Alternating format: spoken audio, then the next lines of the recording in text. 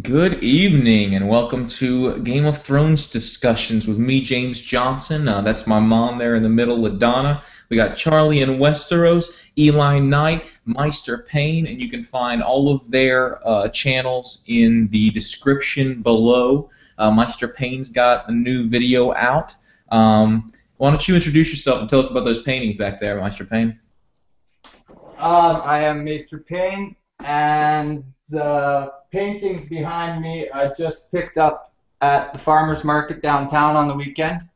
The artist Good is... evening, and welcome to Game of Thrones discussions.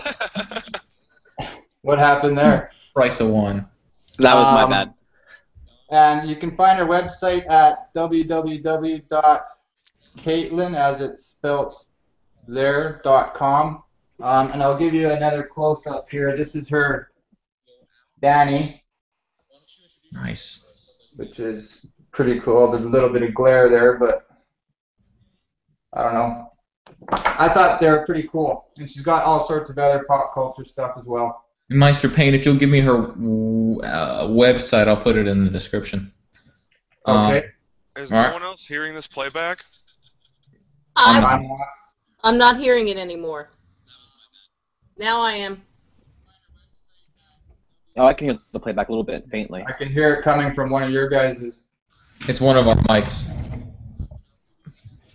I'm wearing headphones. Not my fault. Eli, unplug your headphones for a minute and see if it's you.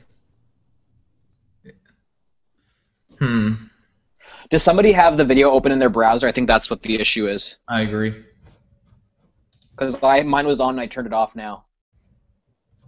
No. I don't seem to be hearing it. Is anybody else? No. I can't hear it. Stop. Okay, it sounds like it's off then, I guess. Okay. All right. So that was Maester Payne, and I'm James, and that's LaDonna, and there's Charlie in Westeros. Yes, I'm Charlie in Westeros. And like I always say, if you want to check out my spoiler-free reviews or other light-hearted, not so spoiler-heavy videos that I make, you can check my channel out at youtube.com/CharlieInWesteros. And one last thing I want to add is thank you guys who tweet me sometimes. I don't know about you other fellow Game of Thrones commentators, but I do use my Twitter feed every once in a while, and some of you, like Halcyon, have been tweeting me and posting these group discussions a lot, so thank you for doing that. Thanks for the free promo. And if you want to check my Twitter out, you can follow me at twitter.com/WesteroSCharlie. That is all. Yeah, I apologize. It was me. I started watching in another video live. So it was like a delay. Yeah, I got it. My bad. Was it good? Oh, it was fantastic so far. It's okay, Mace. Eli, I was doing the same thing. Well, you entered in time, Eli. You did it perfectly because this is your turn. All right. My name's Eli Knight. Just glad to be here. I don't actually have any of my own videos out yet. I should be having some coming out soon. But the only thing I could say is, if I had to recommend anything, watch the Honest trailers for Game of Thrones. It is hilarious. If you've never watched it, Honest trailers. It's hilarious. I've seen them. And of course, last but absolutely not least, in fact, she should probably be first. That's my mama in the middle. Hey folks, and if you haven't watched James and my videos from before, our separate videos relating to certain topics, please check them out. You may agree to disagree, but there's still something that makes us think about it and talk. So thank you for watching, and we really dig you guys. And by the way, I just wanted to say with something. In honor of Game of Thrones, I stabbed James Johnson this morning at 7:30 in the hand. And that's true. That is absolutely true. I got better. But I did want to add that my mom and I have videos planned. We're just both quite busy, and there was a long weekend which took both of us out of town. But we do have videos prepared to make. She has one in particular she's like to make, and I have one that I'd like to make. So those are on the way eventually. Looking All right, forward. so this particular episode of discussion is different in a way because there wasn't an episode this week. Fancy that. So because there's not an episode, we're doing a Q&A, which is going to allow every single one of us to address some random beautiful questions from audience, which, by the way, y'all put a lot of questions forth. I really appreciate that. But if I may add a random thought that I was just texted by my girlfriend, something that I had not thought of.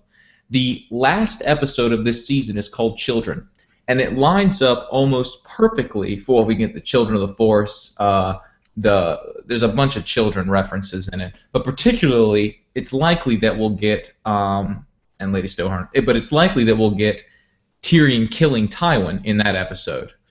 Guess what day of the year that falls on? Father's Day. Father's Day. I was just guessing, but that makes perfect sense. That's amazing. That's cool. I like that. So, we'll start, if that's all right with everybody. I've got a couple of the questions lined up under some starters because I think they'll be interesting for us to talk about just for fun. So the first one's from Bow Ties Are Cool, and the question is, if you were Arya, which 3 names would you have given to Jaqen? You mean when it was important, right then? Yeah. If Jaqen said, "I'll kill the first 3 people you name," who would you say? And I guess they mean knowing what we know now. So I think since y'all are thinking about it, I presume I'll go ahead and give my answer. I think initially I'm not sure I would change anything because I'm guessing we're going to get the best of all worlds at the end of this. Good. There's going to be horrible things that happen, but we're going to end up pretty well. But having to say something, I would say Roose Bolton, the Night's King, and Tywin Lannister. Those would be the 3. Ramsay can't survive on his own. I would say Roose, Tywin, and Littlefinger. Just Those to are good. know about the Night's King, then. Arguably, I didn't know about the other ones either, but... But are we canceling out Joffrey as a possibility because he's already dead? It's a good point. I guess because I think Joffrey has to be a choice of hers because he was responsible for her father's death and she watched that happen. So definitely Joffrey. Honestly, I'm going to say the Hound, and not based off what we know now, but based off the situation at the time. That's a good perspective. I didn't think about it that way. Joffrey, the Hound, and I'm trying to think of how much she knows about the inner workings of what's happening at that moment. Yeah. The Mountain. Because she wouldn't. Yeah, the Mountain would be a good one. I was gonna say Peter Littlefinger, but she wouldn't have any reason to know what he's done yet or what he's doing. You know. So I'm just going to go with the 2. I would have said, at the time, probably Tywin, the Mountain, and... I don't know. I can't even remember who she named, honestly. I got my 3rd one, Meryn Trant. Killed Syrio in her eyes. Fucking Trant. It don't make fine. Because we're on to another adventure, but that's a great question. Charlie, what were you thinking? If it were up to me, I would say, and of course knowing what we all know, I would say Roose, I would say Walder Frey, and I would say Littlefinger as my top 3 choices. Because I'm a Robb Stark fan, and yeah, I forgot can't forgive about Walder. No, I forgot about that completely. Yeah. All right, another fun question was from TK Elite, and that's how did we arrange the discussions and how do we decide who would be involved?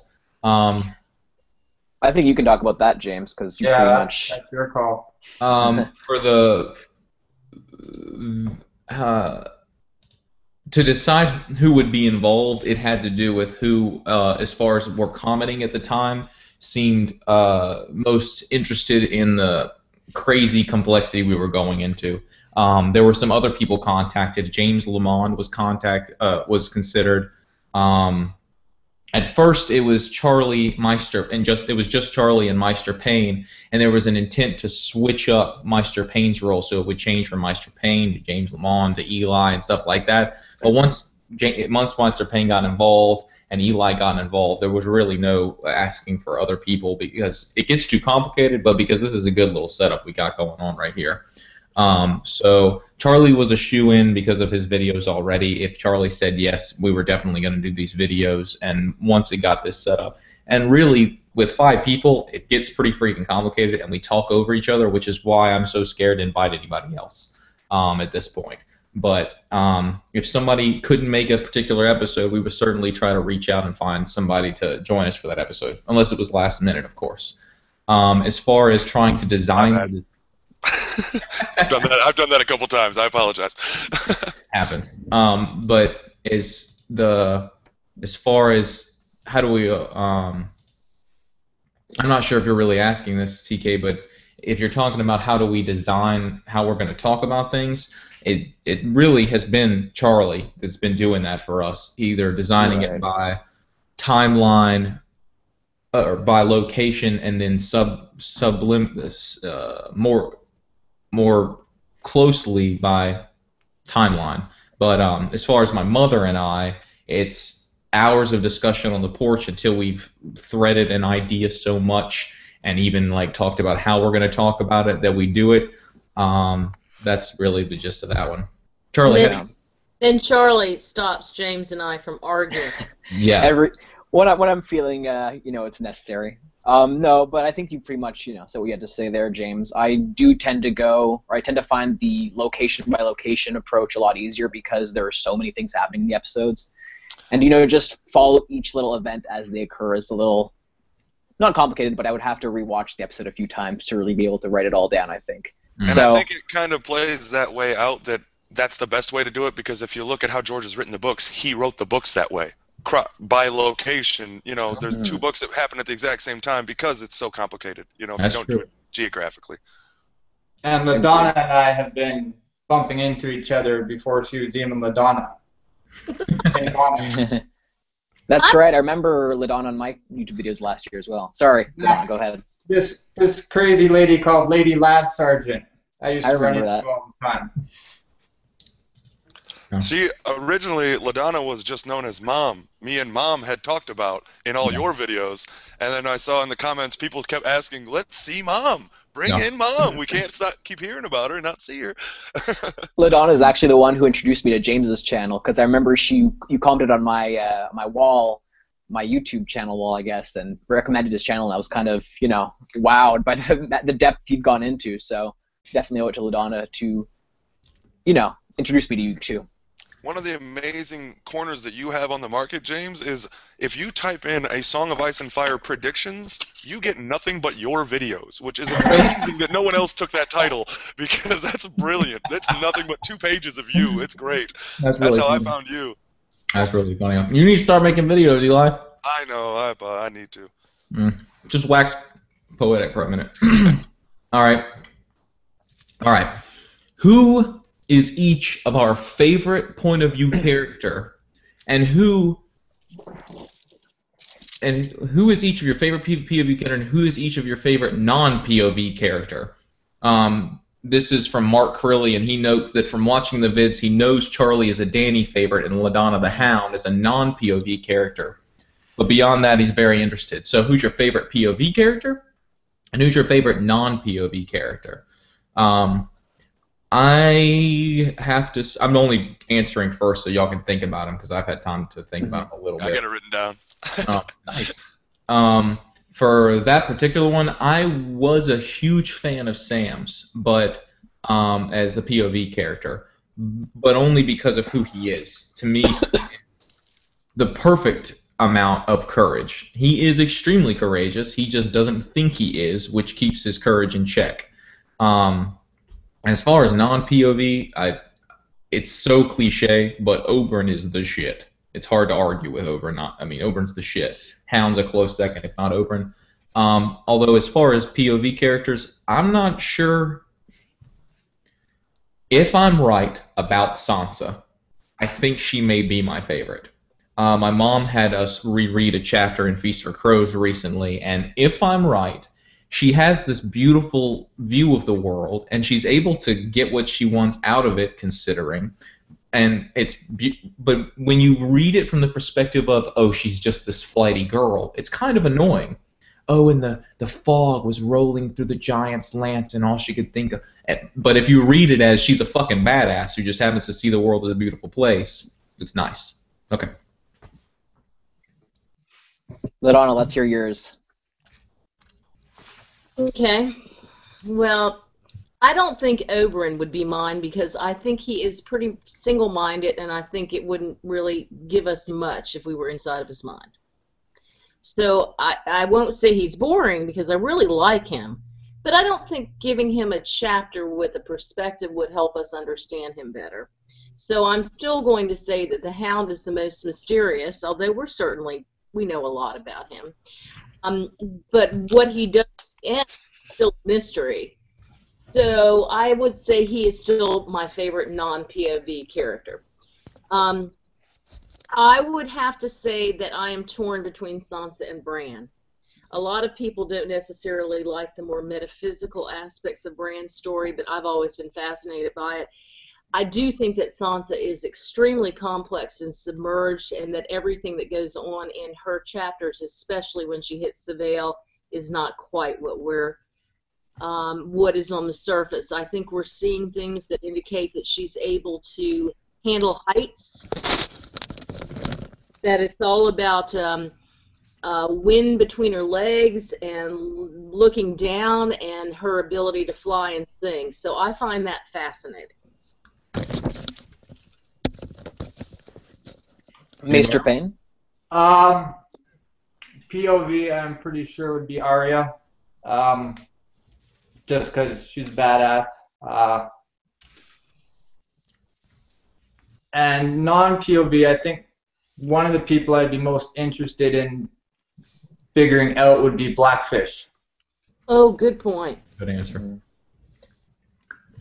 And that's just because I have a whole bunch of questions regarding the Tullys in general. So I'd like to see what's going on inside his head for sure. And sorry if I'm not looking at the camera all the time. I'm watching you guys down here and talking there. Yeah. Not a worry. I'll go. I'm going to invite Charlie in. He must have got a phone call. Yeah. Sorry, guys. Is it my turn, or is it Eli's? Either one? Eli, go for it. All right. I'm actually kind of excited because no one took mine. I can't believe that. I'm actually, because everyone is slowly turning into team something or another, and I've never really had one until the final, I think it was the last episode we saw. Varys is my favorite non-point of view character, and I would like to consider myself Team Varys from here on, because because I always thought that he was for the greater good of the realm and everything along those lines, but he never actually wanted to put himself in that position. But once him and the Red Viper had that conversation, and he says, "What does a man without?" He asks him, "What do you really want?" And he doesn't say anything, but he looks dead at that throne. And I think that him and the Aegon thing is him playing the long con of even people who are supposedly on his side or in the know don't actually know what he really wants.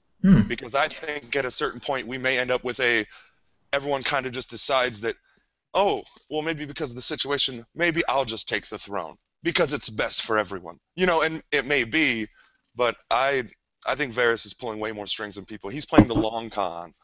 Or his child takes the throne, and like Michelle Fairley said in an interview, yeah, I'd like Robb to have the throne because in a certain way my ass would be on it as well. So, Eli, are you Team Blackfire by association then? No, because I think that is part of his con. I don't think that he is actually trying to get them on the throne. I think that he is actually working for himself because he believes that he's the best thing for the realm. I don't think that he is actually. I think the Aegon thing is kind of his long con. He's kind of playing that angle, but I don't think that he actually has any intention of putting Aegon on that throne. That's curious, Eli. I haven't thought of it. I don't agree with you, but I haven't thought about it that way. And then, as far as point of view character, I have to say Eddard, just because Agreed. He is one of the few point of view characters that we get that we know that he knows something that we absolutely are dying to know, and he refuses to even think about it or tell us. That's a great point, Eli. Absolutely. And I still think that Sansa is very much like him in terms of the POVs. We are not getting what she's thinking. Yeah. Yeah, no, I was going to say Eddard actually is one of my favorite POV characters. I don't know, my POV favorites tend to switch a lot. I mean, Eddard was my favorite in book 1, then he got killed off. I think in the long haul, I've had to look at all 5 books so far that have been released combined in terms of one character that throughout has been my favorite POV is obviously Daenerys. I mean, come on. Maybe that's a bit self-evident, but I think she's had the most interesting journey in terms of a character. I mean, she's been traveling so far in the world. She's gone from, practically nothing to forging her own little kingdom towards, again, seemingly losing it all, at least as far as we're concerned right now. But in terms of non-POV characters, there are 2 that really stuck out in my mind as to me wishing they had their own chapters. I think the main one is Robb. I mean, there's so much focused on him for the first 3 books, and yet we never really get his own perspective of events. It's always kind of portrayed through his mother, and I'm really curious to know how he is, interpreting things, how he's personally feels when he's reacting to events. We only just hear about how his mother feels rather than Robb Stark's own personal thoughts and feelings. A minor character that I would love to see her POV, although I doubt we could ever make it work in the series, would be Kaith, I guess, or Quaith, because of course she seems to have a lot of knowledge and a lot of she seems to be predicting a lot of things that are going to occur. So I would really like to know her origins and what her whole story is. And I guess you could say that about a few other characters, like Melisandre and a bunch of others. Although Melisandre has her own chapter in book 5, I recall. So I want to change mine, by the way. I'm going with Tyrion. The thing I like about Tyrion is he's been everywhere. He's taken us to the Wall, Winterfell, the Vale, King's Landing, Essos. He's going the distance. I like that. He really is.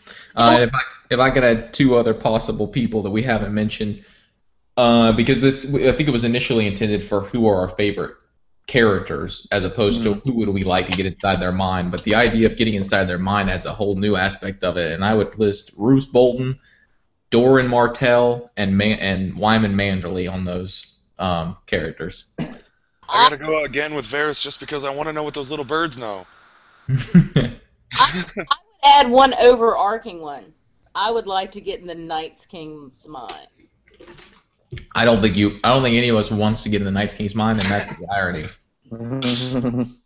All right. Okay. So another fun one.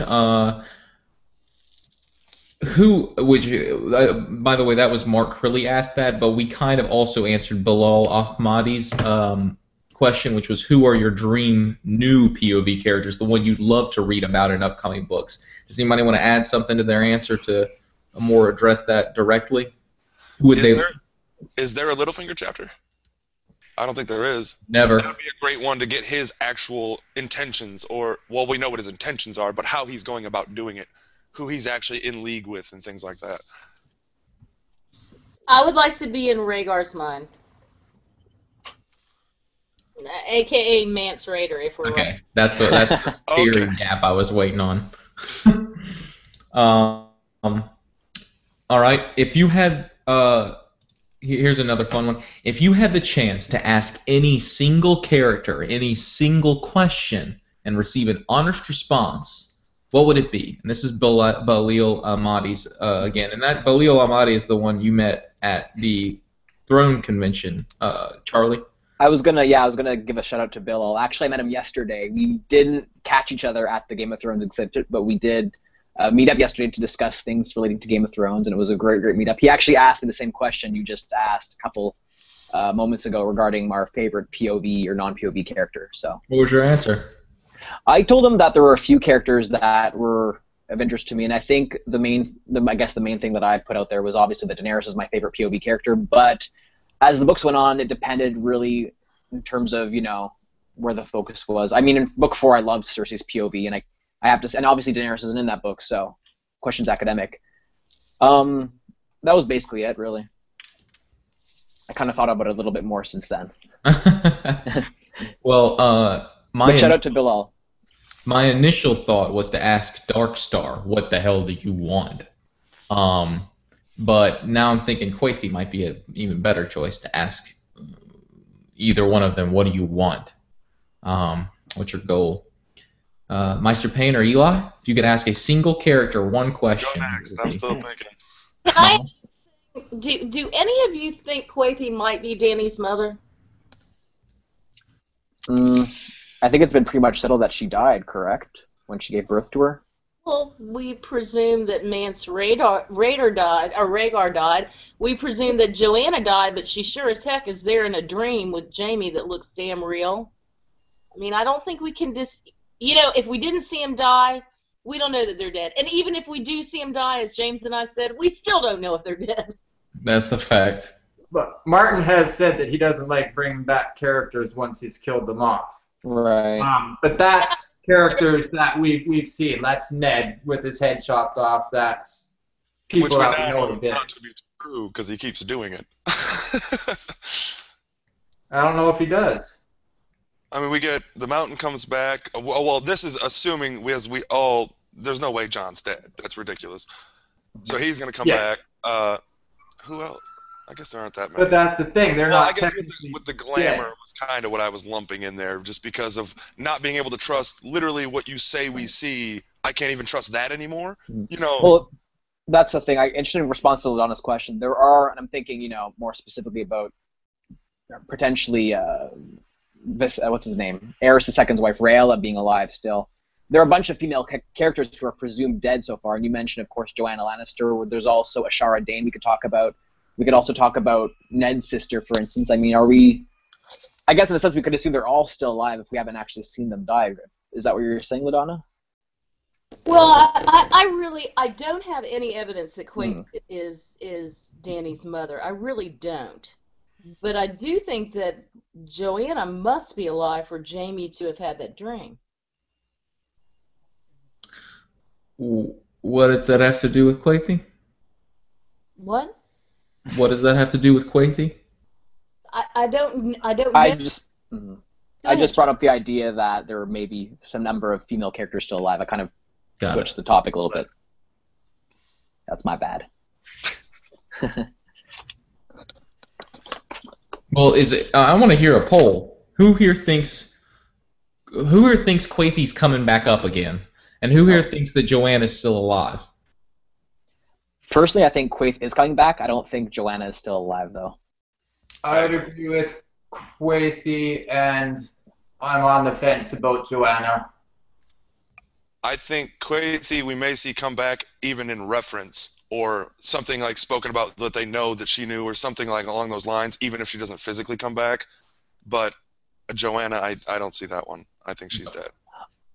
I will give it to LaDonna, though. They do appear in very similar ways. I mean, Joanna appears with the candles from Valyria, of course, and then Quaithe also reappears in very mystical, magical way. She's there one second, then she disappears again. So maybe you're onto something, LaDonna.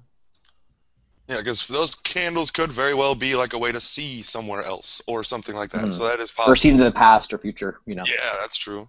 I think the only way to answer it is that either Joanna's alive or Jaime's Targaryen nature gives him visions. If he is a Targaryen. If he is a Targaryen. Okay. I don't think I answered the question. The question for... If you had the chance to ask any single character a single question and receive an honest answer, what would it be? And I said Darkstar or Quaithe. I would ask... Go ahead. Aerys. What would you ask him? I would say, what do you want for Westeros? That's actually, I can go next then, because that is very similar, almost the exact same question, and I'm going to exclude the fact that the gods are actually real, so I can't ask the other. Yeah. So I'm going to say, I would ask the Night's King, what do you want? Both, yeah. Or Bloodraven, what do you want? I like that so far the central tenet has been, what are your motives? That's really, Martin can hide them so well. For 6-7 books. Crazy. Yeah, over almost 20 years now he's been hiding this, with people literally reading through it like it's the Bible and studying it, and people still can't figure this stuff out 20 years later. He started, 91? That's the one thing I did want to bring up just real quick, because he did say that the original idea for this entire series was he just had this vision in his head of that very first opening scene about them finding the direwolves. I believe, if I'm not mistaken, that what he said was he had the idea for the story for a really long time, but it was two things that actually got him to sit down and finally start writing it. The map, I remember that. The long seasons and what you're talking about, that direwolf. I remember him saying "summer snows," and then direwolf. Yeah, that scene, and he repeated that the summer snows was very important to him, that they were summer snows, not winter snows. And then I also remember that once he actually got into it, because like any writer, he's probably written a third of 1,000 books that he never finished. But he said that once he got to the point and drew the map, he knew he was screwed. He was in. Like once he got the maps drawn, he was done.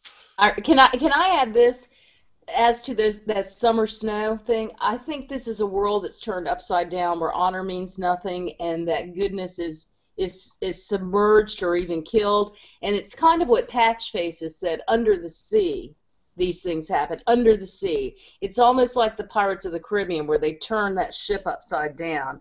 And it's kind of also a metaphor for the wheel of time that keeps going. I think that George has turned the world upside down, and that is what the summer snow represented to him. Because that would make the entire series... Oh, I'm sorry. Go ahead. That's okay. Keep going. Oh, I'd just say that would make the entire series, the basis of it, or at least the focal point, that summer snow, based off of a contradiction. Exactly. Exactly. And I think he's going to write it. Or there may be a balance. Maester Payne and Charlie, if you could ask any character a question, what would it be? Go ahead, MP. Go ahead, Charlie. I had a few questions for a few characters. It's hard to pick one. I can just name the minor ones, and I mean, I would of course ask Darkstar why he attacked Myrcella. I would ask Olenna, you know, who is the Targaryen she was originally engaged to, and what happened there. But if I could go even further back in time, this is the main question I would like to ask a character would be Sir Duncan the Tall, if we could include that side story. What happened at Summerhall? What was the tragedy of Summerhall? Good point. That's a good one. Yeah. Really good one. Mm-hmm. Well, seeing as none of you guys went there, I'll go there and ask what the promise was. Yeah, I was going to say, ask Lyanna, who's Jon's father, or the promise, yeah. Well, nothing to do with who's Jon's father, but I want to know what this promise was. I think we all assume it's one thing, but I think it was something else. I agree with you, because he actually says, Ned says, promise says. He says, I mean, y'all have heard it in the previous video, but in reference to that scene, he thinks of the promises I've made. Yeah. So I agree with you. Whatever it was, even if it had to do with Jon being Lyanna's kid, which there's a question about your theory later, Charlie. But if that is it, it's still not. What promise did he make? Because does he need to promise to keep Jon safe? Well, you guys, if Rhaegar did survive long enough to talk to Ned, and again, this is making a leap, but if he did talk long enough to Ned, he may have revealed a prophecy to him. One thing. So do you think Ned thinks that Rhaegar's alive? In your theory? Ned's dead. The answer to your question first, Maester Payne, I think is really, of all the theories my mom and I have, this is probably the one we're the least strong on, because we really. But I mean, in this theory, yes, Ned catches him and sends him to the wall with his brother Benjen. Okay, I'll put a little bit of a knife in there in Ned's own thinking. He thinks of Rhaegar as dead. Yeah, but you know, Ned is really good about keeping his secrets to himself. But this is him actually thinking in his own head that Rhaegar is dead. Well, That agreed, but that's also Rhaegar as the. I mean, I'm speaking because I don't know exactly what line you're talking about, but it could be Rhaegar is dead. And I mean, if Rhaegar is Mance Rayder, then even to him, he's dead because he can't call himself Rhaegar. Gotcha. That makes sense. Just like the Hound's dead, but really he's not. A metaphorical death. He's no longer the threat that they thought he was, sort of thing. Hey, can I throw a real hitch in here? And I think everybody agrees Lyanna's dead. What if she's not? I was actually going to bring that up when Charlie brought up how many women are now actually spoken about actually being dead. And there's a lot of women who agree that she's dead. There's a lot of women who've died in childbirth, though, I do notice, or who've died shortly after giving birth to kids, apparently. If I can answer This is a to huge that, thing in medieval times, though. Oh, absolutely. and my mom in particular is of the opinion that there will be a cesarean section at some point in this, which was a huge being able to control the antiseptics to allow a C-section to work was a huge thing to protect women. But in Fever Dream, the vampire book Martin wrote, which that does not do it justice, by the way. He's created his own mythology and everything. In that book, you can't get turned into a vampire.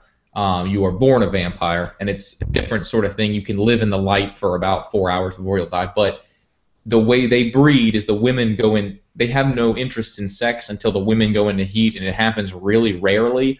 And they have like an extremely high percentage of death. The women do because the baby kind of rips itself out of the mother. So they have. That's why their population is so low. That and they're scared that the humans, once they know enough about them, will kill them all. Anyway, so he's definitely thinking about pregnancy in that sort of vein. I'm wondering if that isn't a reason why the White Walkers are taking those babies. But again, I don't know. I'm making a huge leap right now. So do we get that question answered? I feel like we did. What was the question? A single question to a single character. Here's a good one. If you had to pick one guy in the current setting, a Game of Thrones to A Dance with Dragons, to be your champion in a trial by combat, so that means no dunk, who would you pick? Damn it. Do you want to go first, James? Since you opened the question. I'm not really sure, to be honest. I don't think that the Hound is the right choice. I don't think the Mountain is the right choice. I certainly. It's between Ned, Jaime, the Hound, and the Mountain, and Oberyn. Those are the five, in my opinion. Bronn kind of added in there, but to me, those are the five best swordsmen we have. Syrio. Syrio. Good answer. Can we Arya? talk Sword of the Morning? Arthur Dayne? Yeah. Can we do that? I mean, if we're talking, are you talking about currently alive? It said the question said current from A Game of Thrones to A Dance with Dragons. So anybody that was alive during those books. Oh, okay. Let me rethink that. But good answer. I think LaDonna brought up Daario, and I guess I'll be corny and go with him, since he did a good job of killing the champion of Meereen. Good voice. Oh, I that's something got cool to say. I'm sorry to interrupt. If I could just get this out real quick. I read an article that said that as we all know, when Missandei interprets somebody else for Dany, she doesn't necessarily tell Dany the whole story. She just kind of summarizes it. Well, the scene where the Meereenese champion came out to taunt and then fight as the champion against Dany's army, and he's speaking in, I think it's Old Valyrian, but like a low-born Valyrian. It's supposed to be a corrupted form of Valyrian with a bit of Gascari influence or something. David and Dan got the linguist that's doing that language to translate the scene from Monty Python and the Holy Grail with the French dude saying, "Your mother was a hamster. Your mother smelled of elderberries. Go away, or I shall taunt you a second time." I fart in your general direction. That is what he's saying, interpreted by their linguist. Awesome. That's hilarious. What were you going to say, Maester Payne? I would pick Woon Woon, the giant. Oh, that is a good answer. Drunk or sober? I'm assuming you can't choose Drogon, so... Wait, Eli. Pick a dragon. Maester Payne, drunk or sober, 1-1? Let's go drunk. Let's go drunk. We're talking. I like the idea of Maester Payne sitting on the sidelines, no chair, just sitting on the ground, drunk with 1-1. Your turn, 1-1. What would you say, Eli? I'm how going to we take roll, a North. fairly obvious one just because I love the scene where he says, even now, I could cut through the 5 of you like cutting a cake. Barristan sell me. Good answer. Another And one. he's openly stated, like, people have openly stated, I mean, granted, he's older now, but as far as a talented swordsman, nobody wanted to fight him. Not even, like, Jaime, people like that don't really want to fight him. You know? I'm going to make a prediction. Barristan Selmy is going to hook up with a Chardane before this is all over. I think you may be right about that. But you said, Eli Knight, that you can't pick Drogon. I guess you're right. You can, although that's a good point. Danny probably could pick Drogon if Drogon would show up. Although it would be like, Danny, he's not here. But you could pick Drogo. Because Arya call did the same Drogo. thing and choose Fire as his champion against Ned's Yeah, dad. but So I he think did we that all sleazy know stuff. that's cheating. Well, yeah, I know, but I'm saying the same thing with Drogon. Choose a dragon, you know. Well, I have a feeling that Drogon's going to get warged, so we might be able to see inside his little tiny brain pan. Wouldn't it be really funny? This is random. I'm not actually suggesting it would happen, but wouldn't it be really funny if Danny and Jon were forced to fight against each other in a tribal combat, and Jon fought for himself, and Danny chose Drogon, and that was why Jon was forced to warg? I'm That would be totally joking, but that would be That really would be really cool, though. Charlie, What's that? who would you pick? Well, I said Dario, but I think you had a good point there when you brought up Khal Drogo as a good candidate for a champion. Yeah. Kind of going back on my word when I said Dario, I'm thinking more Drogo. At least we'd get a good fucking before we died. Bad. Okay, fight. Would Dario or Drogo win? I think Drogo. Drogo. By far. Drogon. Yeah. But I think that Unanimous. also stems from us putting Drogo on a pedestal because he died at his peak. Dario is still kind of... And one of the few combats you see him in, he literally gives up his weapons before he chooses to fight, which is... and then rips the dude... By the way, him ripping... Drogo ripping that guy's tongue out was the actor's idea. He said... He said, can I rip his tongue out? And they looked at the effects department and they were like, we could do that. Yeah. Yeah, he Best rips- idea ever. Yeah, no shit. And then he just throws it in the pile with regular meat. That was hilarious. All right, broad question. I want to hear y'all kind of know my mom and my opinion about the 3 heads of the dragon, that it arises in a lot of different forms, that it's above the wall, below the north, and then the south, that it's the 3 riders of the dragons, it's the dragons, it's a million different things, and I don't think it'll ever be truly answered, although I think there will be people presuming they know what it is at the end. So I want to hear what you 3 think, and Mom, if you want to knock it out too, of what are the 3 heads of the dragon? I'll go, seeing as nobody was speaking. Go for it. If I had to pick right now what I think the dragon is, I think it is Westeros in general, so I don't know if that's what you were just saying. And the 3 heads are going to be division. It's divided up into 3 different parts. Each one with its own head. King, queen, ruler. Interesting. I like Was that what you were talking about? anything that, well, yeah, that it means a whole lot of different things, but it includes the possibility of above the wall, the north, and then the south. The north, the north, and the south. But I mean, you also have to figure in Essos. There's also the idea of it being 3 branches of government. Just throwing that out there. Checks and balances. Checks and balances. I have a theory on that. Let's hear it, LaDonna. I think it can be many, many things. I could argue against myself, but I think it might have to do with humanity getting in touch with the head, the hand, and the heart. About a human being that's fully synthesized between rationality, physicality, and also the metaphysical. I like that take on it. It could be a lot of things. I mean, James, you've posited that Rhaegar has jumped from princess to princess to princess trying to have 3 heads of the dragon, and that hasn't worked out very well. It could be Prince that was promised plus Azor Ahai plus something else. We don't know. But I think there is something to do with balance in that three heads. I agree. Definitely. I think the entire series is based on balance. I agree. Whatever the three heads is, it is a form of balance. I agree, Mom. Could the three heads be constantly changed, though? I mean, do we necessarily have to have three people consistently and constantly throughout the story ride the three dragons? No, I'm not talking about the metaphorical or symbolic implications, but I mean, couldn't it be that somebody would die and somebody else would take over potentially? Like three potential positions rather than right. people.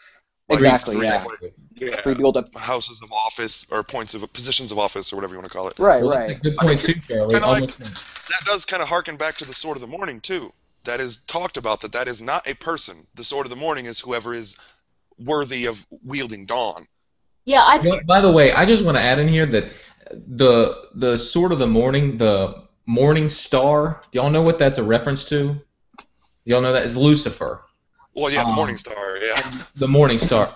And I did not know that. It's spelled differently though. And I mean, it's also yeah, right. But it's also a metaphor for Lightbringer. vampires and Dawn, the Lightbringer Dawn. But Luciferianism is actually kind of an atheistic ideal. It's knowingly personifying the idea that wisdom is the key, that you can't believe anything without proof, and that wisdom is the key, and by shining a light on the things you don't understand, you understand it better. Lucifer, the light. So that was that kind of his fall. The reason for his fall was because he wanted to know why. You know, is that kind of what it's based on? According to him, questioning God was the reason he was sent down. You know, because he wanted to know. He didn't want to. He didn't want to bow to man. That was his issue. Well, but that is not according to the Bible. That is according to a phrase in the Bible. I think it's Mark. It's like 4 lines, and it's because of Jewish interpretation later, and then Catholic translation later. Actually, it's not so much in the Bible, but Lucifer did mean Lightbringer, and it's almost Promethean, where God wanted to keep them in a box and kind of do what he wanted him to do, and this person, Lucifer, decided, I'm questioning this. Is it right for you to do this? Let me think about it. And so there's a question of whether or not the God should keep you in your place. So yeah, it was kind of a play on free will. It's exactly what it was. Yeah. It was exactly what it was. Yeah. Just putting that out there. Wow, we're gonna have 2 biblical references in this one because I have one for later.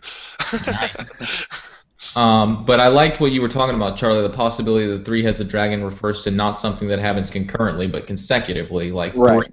And I'm not trying to put words in your mouth, but possibly the idea that there are 3 Targaryens that we're going to get in this story who we're going to watch lose power consecutively. Like Dany is the Targaryen, and then Aegon, and then Jon, or Tyrion involved in there.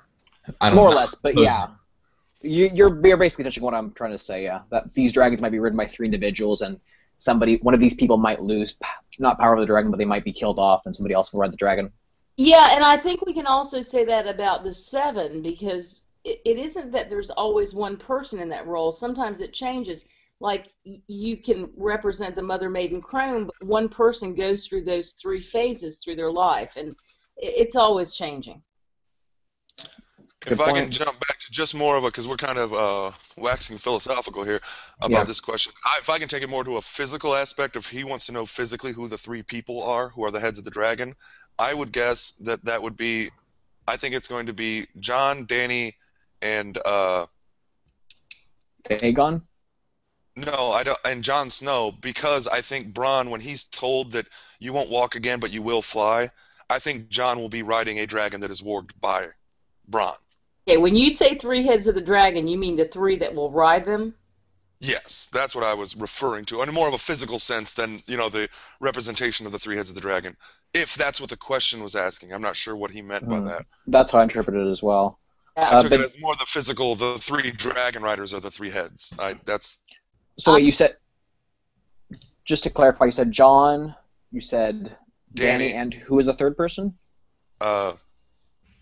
I just said it. Who was the 3rd person? Bran? No, Bran was the one. I thought that he. Oh, Tyrion. My bad. I didn't actually say that. Okay. Yeah, Tyrion is the other one I thought, because I think that, because we all are supposed to think that Bran will end up riding a dragon, because they say you will fly. You won't walk, but you will fly. But I think that's kind of one of those backhanded, you'll fly, but I think Jon will be riding the dragon that Bronn is actually controlling. Well, I say it's going to be Jon. I think there's 4 dragons, but I think it will be Jon, Dany, not Jon, Dany, Jon, Sansa, and Arya, and I think that the knights. I'm so sorry, it's my phone. Dance time. Nice moves, Charlie. Doing my groove. Anyway, I think the 2 Stark girls are going to ride Jon, and Bran's going to do something from his, and Bran's going to do something from his throne underground, whether it's a metaphysical assistance above. It's like astrology, as below, so above, or vice versa. God bless the mute button. Sorry Quick about that. question for Eli. If Bran's warging the dragon, would there be a need for Jon to ride it? That's very true. Unless, depending on the circumstance of the battle, if he's trying to kill another dragon rider, maybe. Could also be symbolic, But showing that his goes, power but by that riding goes on a back to dragon. what James said Right. about it being about jousting in the end. Right. If And if a play on jousting, then you would have to have a dragon rider, a rider, a If I potential can fighter. add to what you're saying, to me, Jon can warg a dragon. If he is Rhaegar and Lyanna's son, then he is part dragon, and he can warg the. I wanted to clarify for everybody watching and for the people, everybody. We had somebody, and I've got it listed later, and I'll mention it. Somebody talked about what warging actually is versus skin changing. The books never actually use the word warging. Warg is not a verb in the books ever. It is. It describes a human and wolf connection. If you can have a connection with a wolf, you are a warg.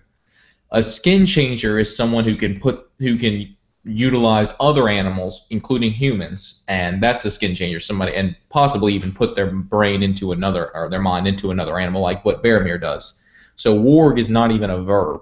I'm just 'cause if you look clarifying it up, that. Warg itself, even in any other like fictional novels or anything, warg literally means evil wolf. Evil wolf. It means evil wolf, and that is never dropped either in any reference to them. It's always evil wolf, which is why I had that, like we did on that previous video, where I kind of thought that the Starks were going to end up being the not good guy, or Which there's a question about, and we're going to get to that. Speaking of the questions, I asked who would you pick to be your champion. That was the Peragio that asked that. And about the 3 heads of the dragon, that was Bilal Ahmadi. I have a random question, if y'all don't mind. Bilal Ahmadi asked, what do you think of the theory that Arya will make it back to Westeros, kill Jaime, take his face before murdering Cersei, and that way Cersei thinks that it's her younger brother killing her, and therefore Maggie's prophecy is still present, but that it's actually Arya? That ring a bell with anybody? never crossed my mind, but I would never have thought of that either. Wow. Something like that. What'd you say, Maester Payne? I think Tony Teflon has said something like that. Okay, maybe that's similar theory. It didn't click with me either. I was just wondering what y'all thought. That was Bilal Ahmadi. And somebody here would like to know, Knox Mickey 1 would like to know, or to see, if Eli would go into more detail about his theory of the Starks being the villains at the end, and if they might be able to be saved rather than killed. Yeah, with my theory on with them being the bad guys, because I kind of think that that's where this is going, is no one is exactly who we think they are, or anything along those lines. I really can't dive too much more into it because I don't recall exactly what all I said in the last video about it. But yes, I do see a redemption coming. I don't see them being the bad guys the entire way through. I think that maybe one of them, whether it be Bronn or Jon, that will break the cycle of maybe learn the true intentions or motivations of the Starks and maybe break that cycle for the greater good. But I honestly, I'd have to rewatch that video and go through exactly what I said, because I don't want to sit here and talk for 20 minutes about my theory. Okay, well maybe that could be one of the ones you do a theory on, because the Starks turning bad is definitely interesting. Yeah, that's definitely one I'll do a video on. If I could add something to what my mom was talking about in a different video about Dracula, if the Night's King, we get this story of Jon and or of Rhaegar and Lyanna, this love story. It's convoluted and it ends up in this huge war, and you end up with Jon being the result. Well, I think, and I mentioned this before, the Night's King will be mirroring of that in that he also had his own love story, but it was tragic and he was betrayed, and we're going to empathize with him at the end despite his motives being evil. If he is indeed similar to what happened to Lyanna and Rhaegar to some extent, and did absolutely love whoever he was with, well, that is the Dracula story. Dracula was doomed to live immortally and live off the life of others, the souls of others, until he could find his one true love again, the girl who matches his vision. And y'all have heard my opinion about Arya getting raped, and I'm still on board with that. I think that's going to happen. But Sansa seems the much more likely choice if that's what's going to happen for of the Stark kids, and that plays into what you've talked about, Eli. But I'd like to add this one tidbit that we haven't mentioned, the possibility of my mom and I. If the female other, is, like I've mentioned, part other, part White Walker, and part human, and that the Valyrians are the descendants of her race, so that they look similarly to the Valyrians. They'd have light hair and light skin, but they'd be powerful. Then that would look similar to Dany, and it might be Dany who he might see his lover in. Random thought. I'm sorry I trailed off on a random thought. All right. Mama, Balil Ahmadi wants to know if our theory about Rhaegar and Mance Rayder being the same person is true. How is the glamoring continuing without there being a ruby there? Well, I can't answer that. I will say this. You know, dyeing her hair, he could dye his hair. I mean, there's the mirroring right there. So that's possible. The one thing that really bothers me is the eye. The eyes. So I don't know. Yeah, if only there were a form of contact in this world. Yeah. Not a bad point. I don't have an answer. I will say this. You know, there is a ruby missing from his breastplate. They found all the rubies except one. Is it the one at Melisandre's throat, or is he carrying? Or is Melisandre Rhaegar? Hilarious. What? Is Melisandre Rhaegar? Melisandre is 300 years old. I mean, that's already been revealed. Hey, let's say, Maester Payne, because if Tony's watching, you just said that Stannis banged Rhaegar, so just throwing that out there. Stranger things have happened, Tony, Eli. Stranger things have happened. Stranger things have happened. That sounds a lot like Renly, and Renly is not right. It's not right. Renly is not right. Alex Jizz, which is a pleasant name, asked, what if instead of burning alive, Selyse dies and becomes a white? Just like how when Littlefinger pushed Lysa out of the moon door, it was the ultimate fuck you. So I guess... Go ahead. Can I say real quick, what are the odds of that name coming right after I make the Stannis comment? I mean, seriously. Nah, it could be 50-50. 50-50. Basically, the question here is, does anybody have an opinion about Selyse to a further extent than we got in the last video? We talked about what might happen with Selyse. Mm-hmm. I think it would be... Go ahead, LaDonna.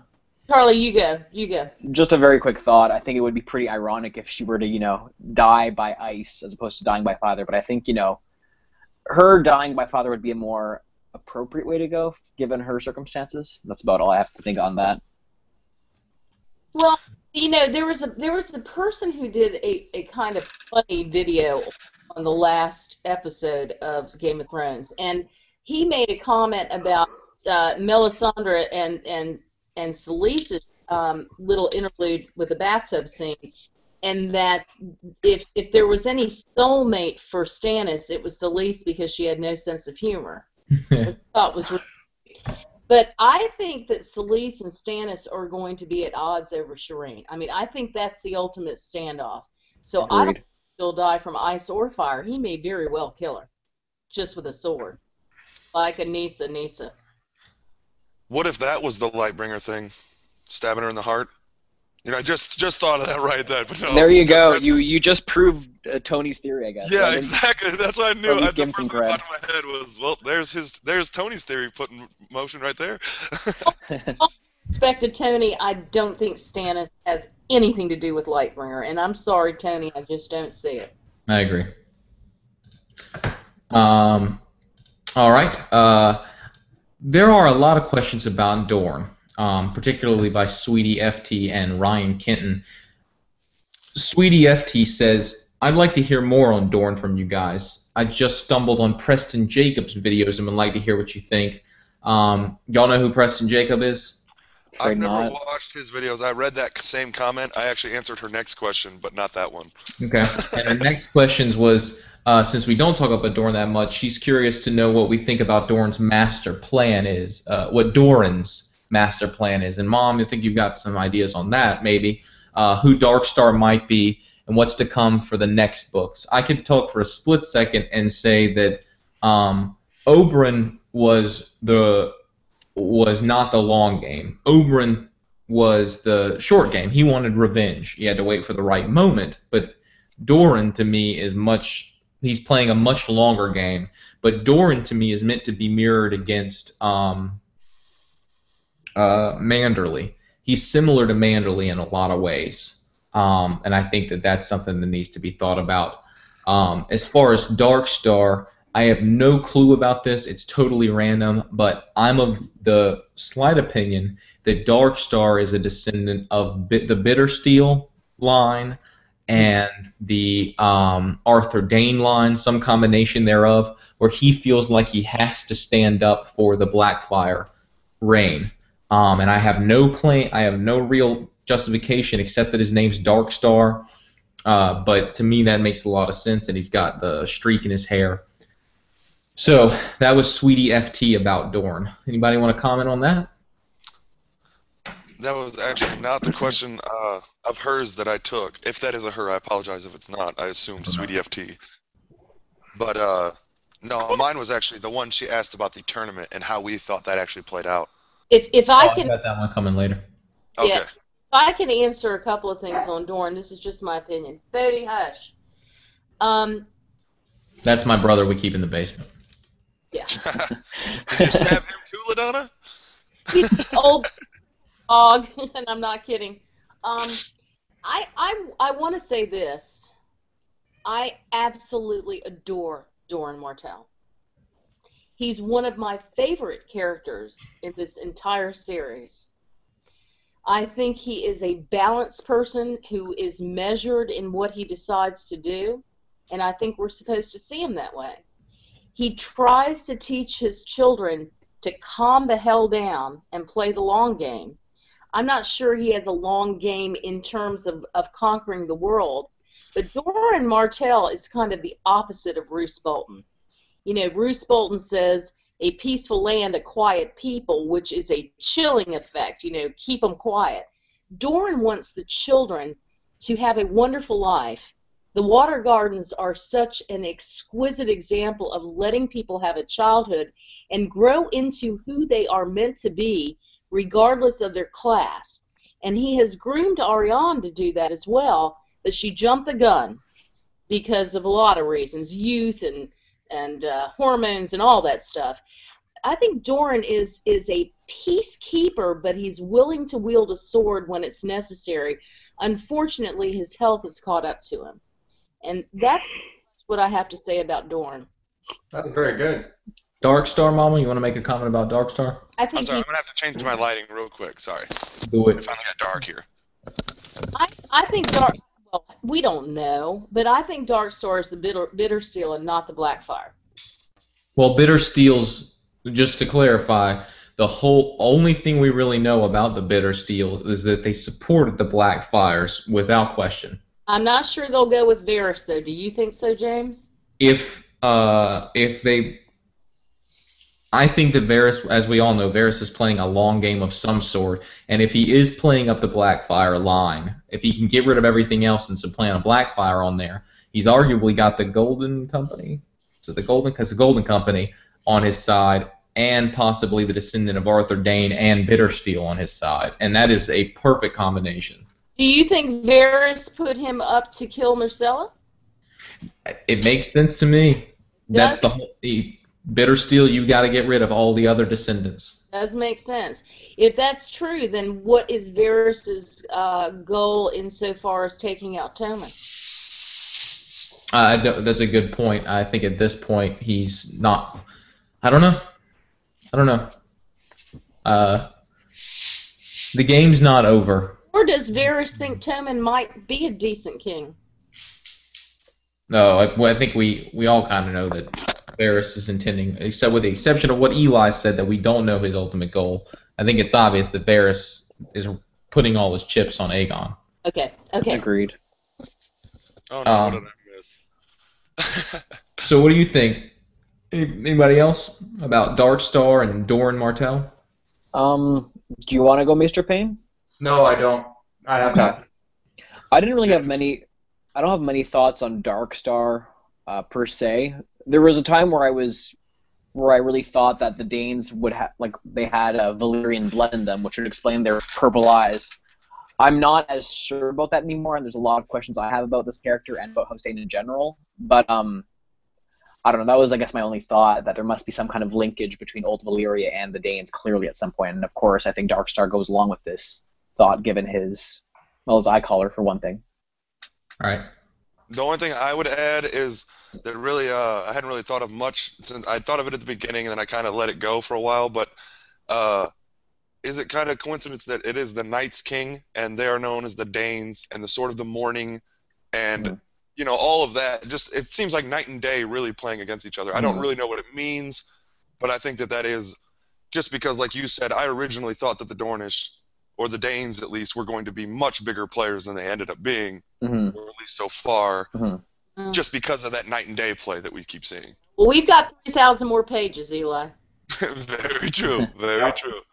That is true. People are just like Victarion and things like that are just now showing up. Some of people's favorite characters who are just now showing up to the show.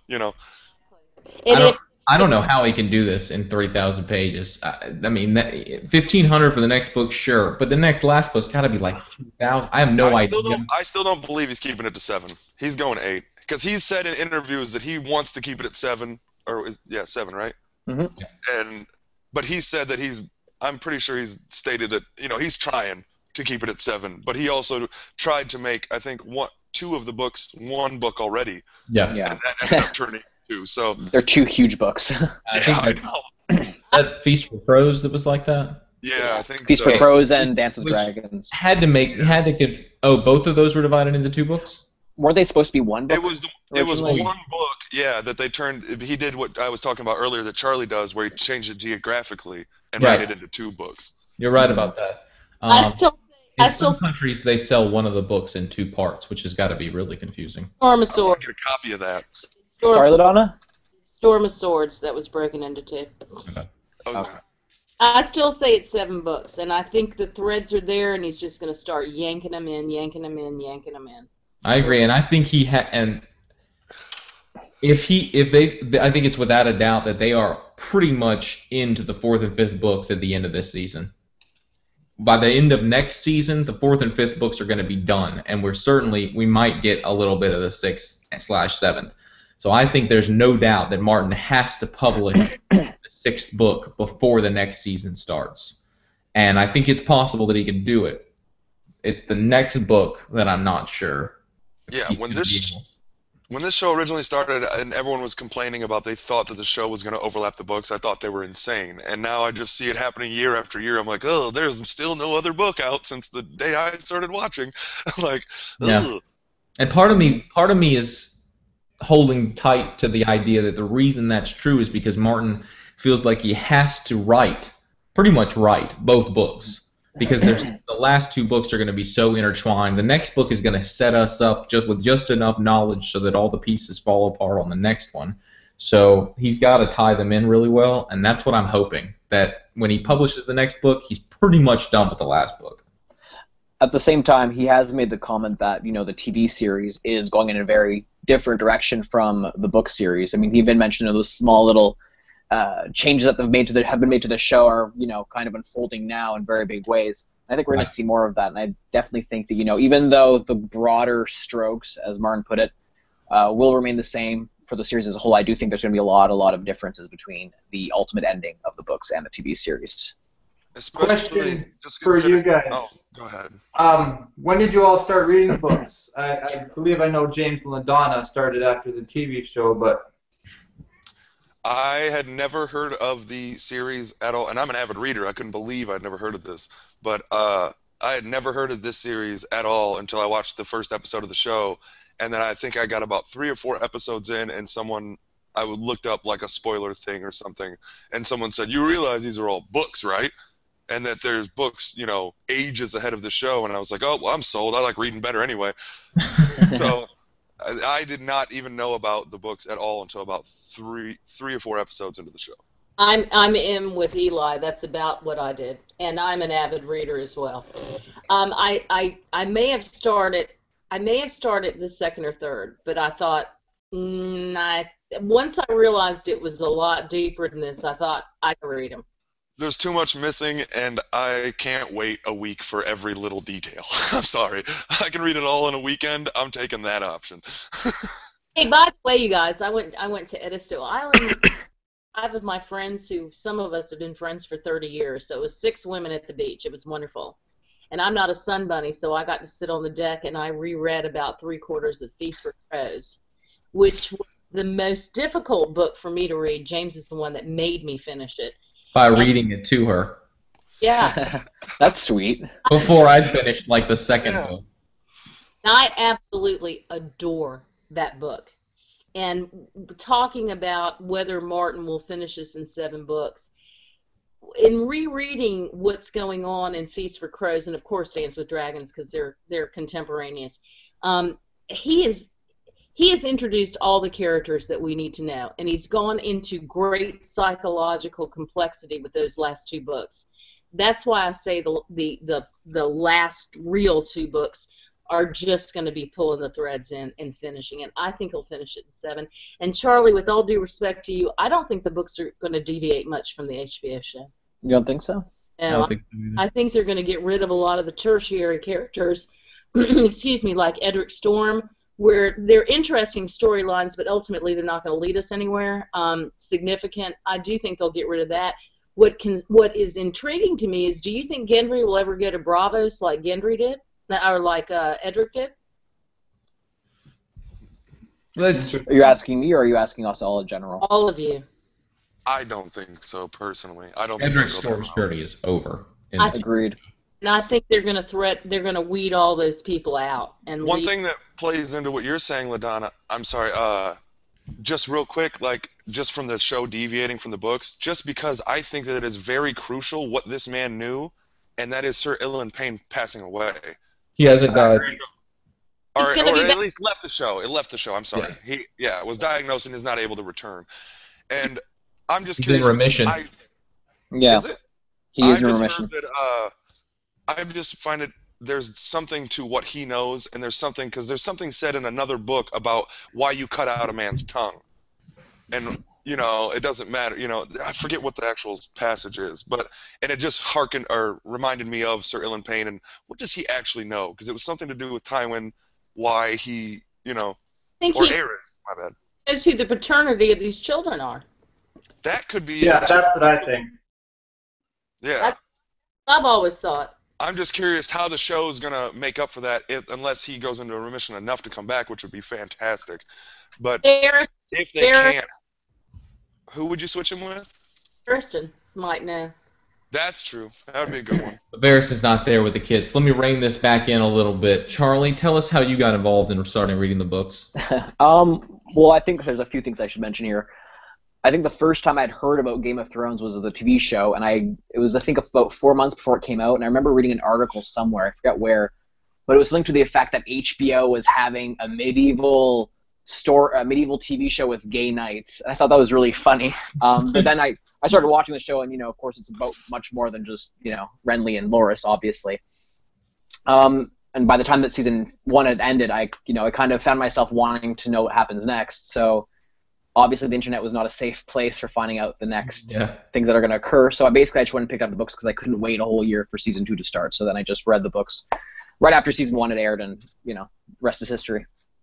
I walked in on my mom watching Ned get his head cut off, and my mom doesn't get very interested in stuff. So her fascination and me watching Ned die, and I asked her, "Is this a movie?" And she said, "No, it's a TV show." And I was like, "What the? You don't put Ned? Killed Sean Bean? Don't put Sean Bean in a TV show and then kill him off." I mean. So, and then we started talking about it. She started reading them. I started reading them. She looked up stuff, and we realized how deep it was, and the shit blew up. All right. So we talked about one aspect of Dorne. Anybody else wanted to add anything about Darkstar? Just one small thing. I mean, the sigil for House Dane is the falling star over sword, which of course harkens to the significance of the sword of House Dane. But I know a lot of people, and I was talking to Bill all about this yesterday actually, about what caused the doom of Valyrian. I don't want to get too sidetracked with that, but if the Danes are somehow related to Valyria, it would be very interesting if maybe a comet or a shooting star, or not a shooting star, well, a comet or something crashing into Valyria caused the doom, and their sigil was meant to echo back at that fact. I don't know. Just a thought I'm putting out there.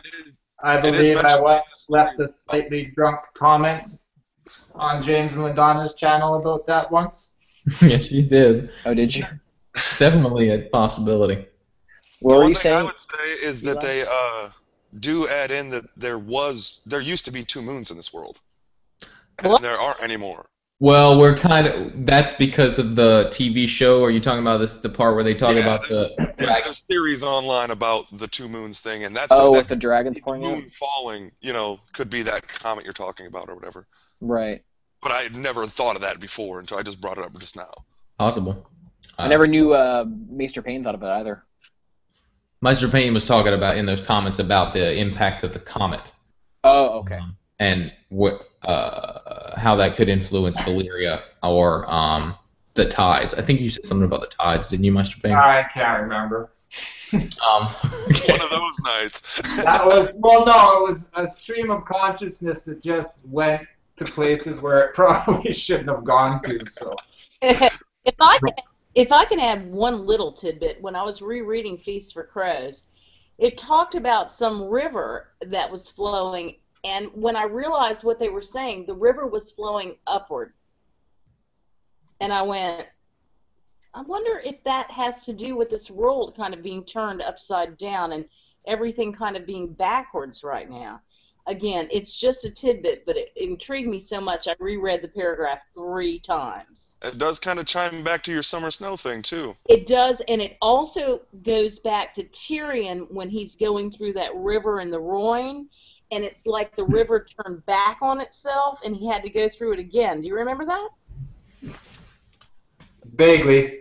Mm-hmm. There's something screwy going on here. Now, it's not a time lapse, and I don't know what it means, but there's something screwy going on with this world, and I think it's hidden, but Martin does that to us to screw us up. It also could be argued that why is it that in this world where bastards are so frowned upon, bastards just seem to be getting thrones left and right? You know, like they seem to be climbing up these ladders that they're not supposed to be climbing up. You know, just the odds of, you know, things not being the way they should, you know. So do the women. Very Right. true. Whose chapter was that, LaDonna? Which one? The river and Feast for Crows. I'll find it and text it to you. I'm not going to go through it. The one about Tyrion was right before he met the mountainous kind of guys was Grayscale. You know, the ones Yeah. that's the one that river turned back on itself, and he felt like I've been here before. But the other one, I will look up and send it to you. Okay, thank you. One of the questions about Dorne got it more in depth. This is Ryan Kenton. He said, any theories on the Dornish plan? Dorne has planning all these years. I'm pretty certain the great plan wasn't solely to marry Arya and to Viserys. What about the brave companions working for Dorne? Anybody got an opinion on the brave companions and any relationship with Dorne? Sapphire. Sapphire. Sapphire. Oh, that's a no-go. But it's an interesting concept. We'll definitely keep that in mind. Yeah. As far as banking I don't have goes, anything.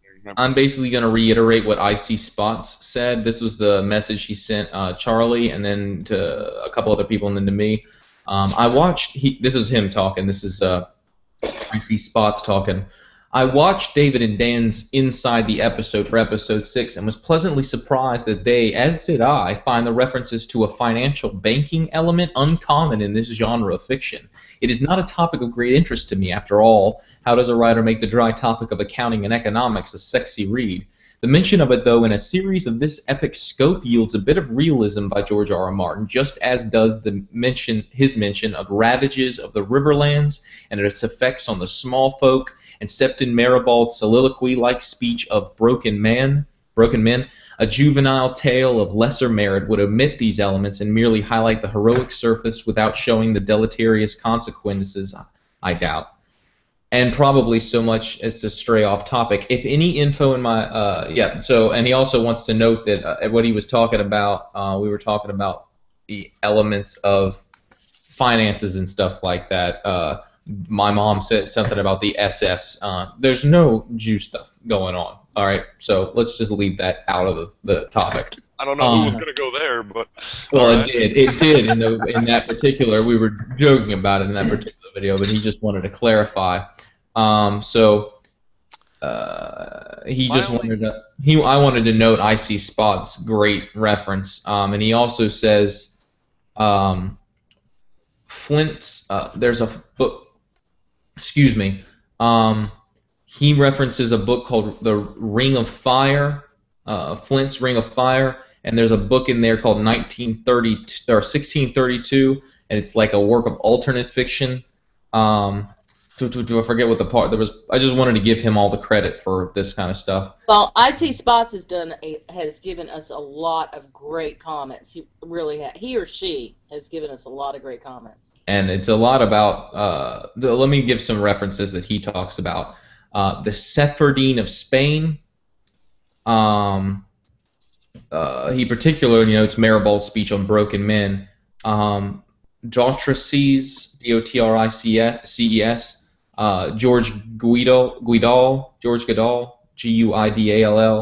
Guidall, and he loves. He considers himself an audiophile, which I think, based on these references, is more than true. Just wanted to give Icy Spots some points. All right, so there's this interesting article that Salma Doden sent to us, and it basically talks about the Dunk and Egg tales, which I'm going to get into in a minute with some questions. But in that story of the Dunk and Egg tales, there is a Dunk and Egg go to a tourney held at Ashford to celebrate Lord Ashford's daughter's 13th name day. Lady Ashford has 5 champions fighting on her behalf, and anyone who defeats a champion ends up replacing their opponent as a champion for Lady Ashford. In the end, the 5 champions who end up defending Lady Ashford are named Lionel Baratheon, Leo Tyrell, Tybalt Lannister, Humphrey Hardying, Prince Valar Targaryen. Salma referenced us to an article that talks about these being the 5 people that Sansa has been betrothed to. She was first betrothed to Joffrey Baratheon, then to Willis Tyrell, then to Tyrion Lannister, and now to Harry Hardying, which leaves one name unanswered, and that's Targaryen. It seems interesting that Lannister, Tyrell, Baratheon, and Targaryen seem like obvious names, but the name Hardying, Hardyying, added in there seems to point more specifically to the possibility that there's a combination. I will add this link to the description of the video, but does anybody want to comment on that? Do you think that that's possibly just a random thing that happened to work out? I just have a question. Is that name ever used in the books? Hardying, the 4th one? Yeah. Yeah. I'm trying to. I just don't remember. Who Isn't is that the name of the prince or the next in line to the Vale? Yeah, that's Harry the Heir, but he's a bastard. But it's Harry the Heir. Oh, okay. So it is Harry Harding. Yeah, I'm just used to Harry the Heir. Yeah.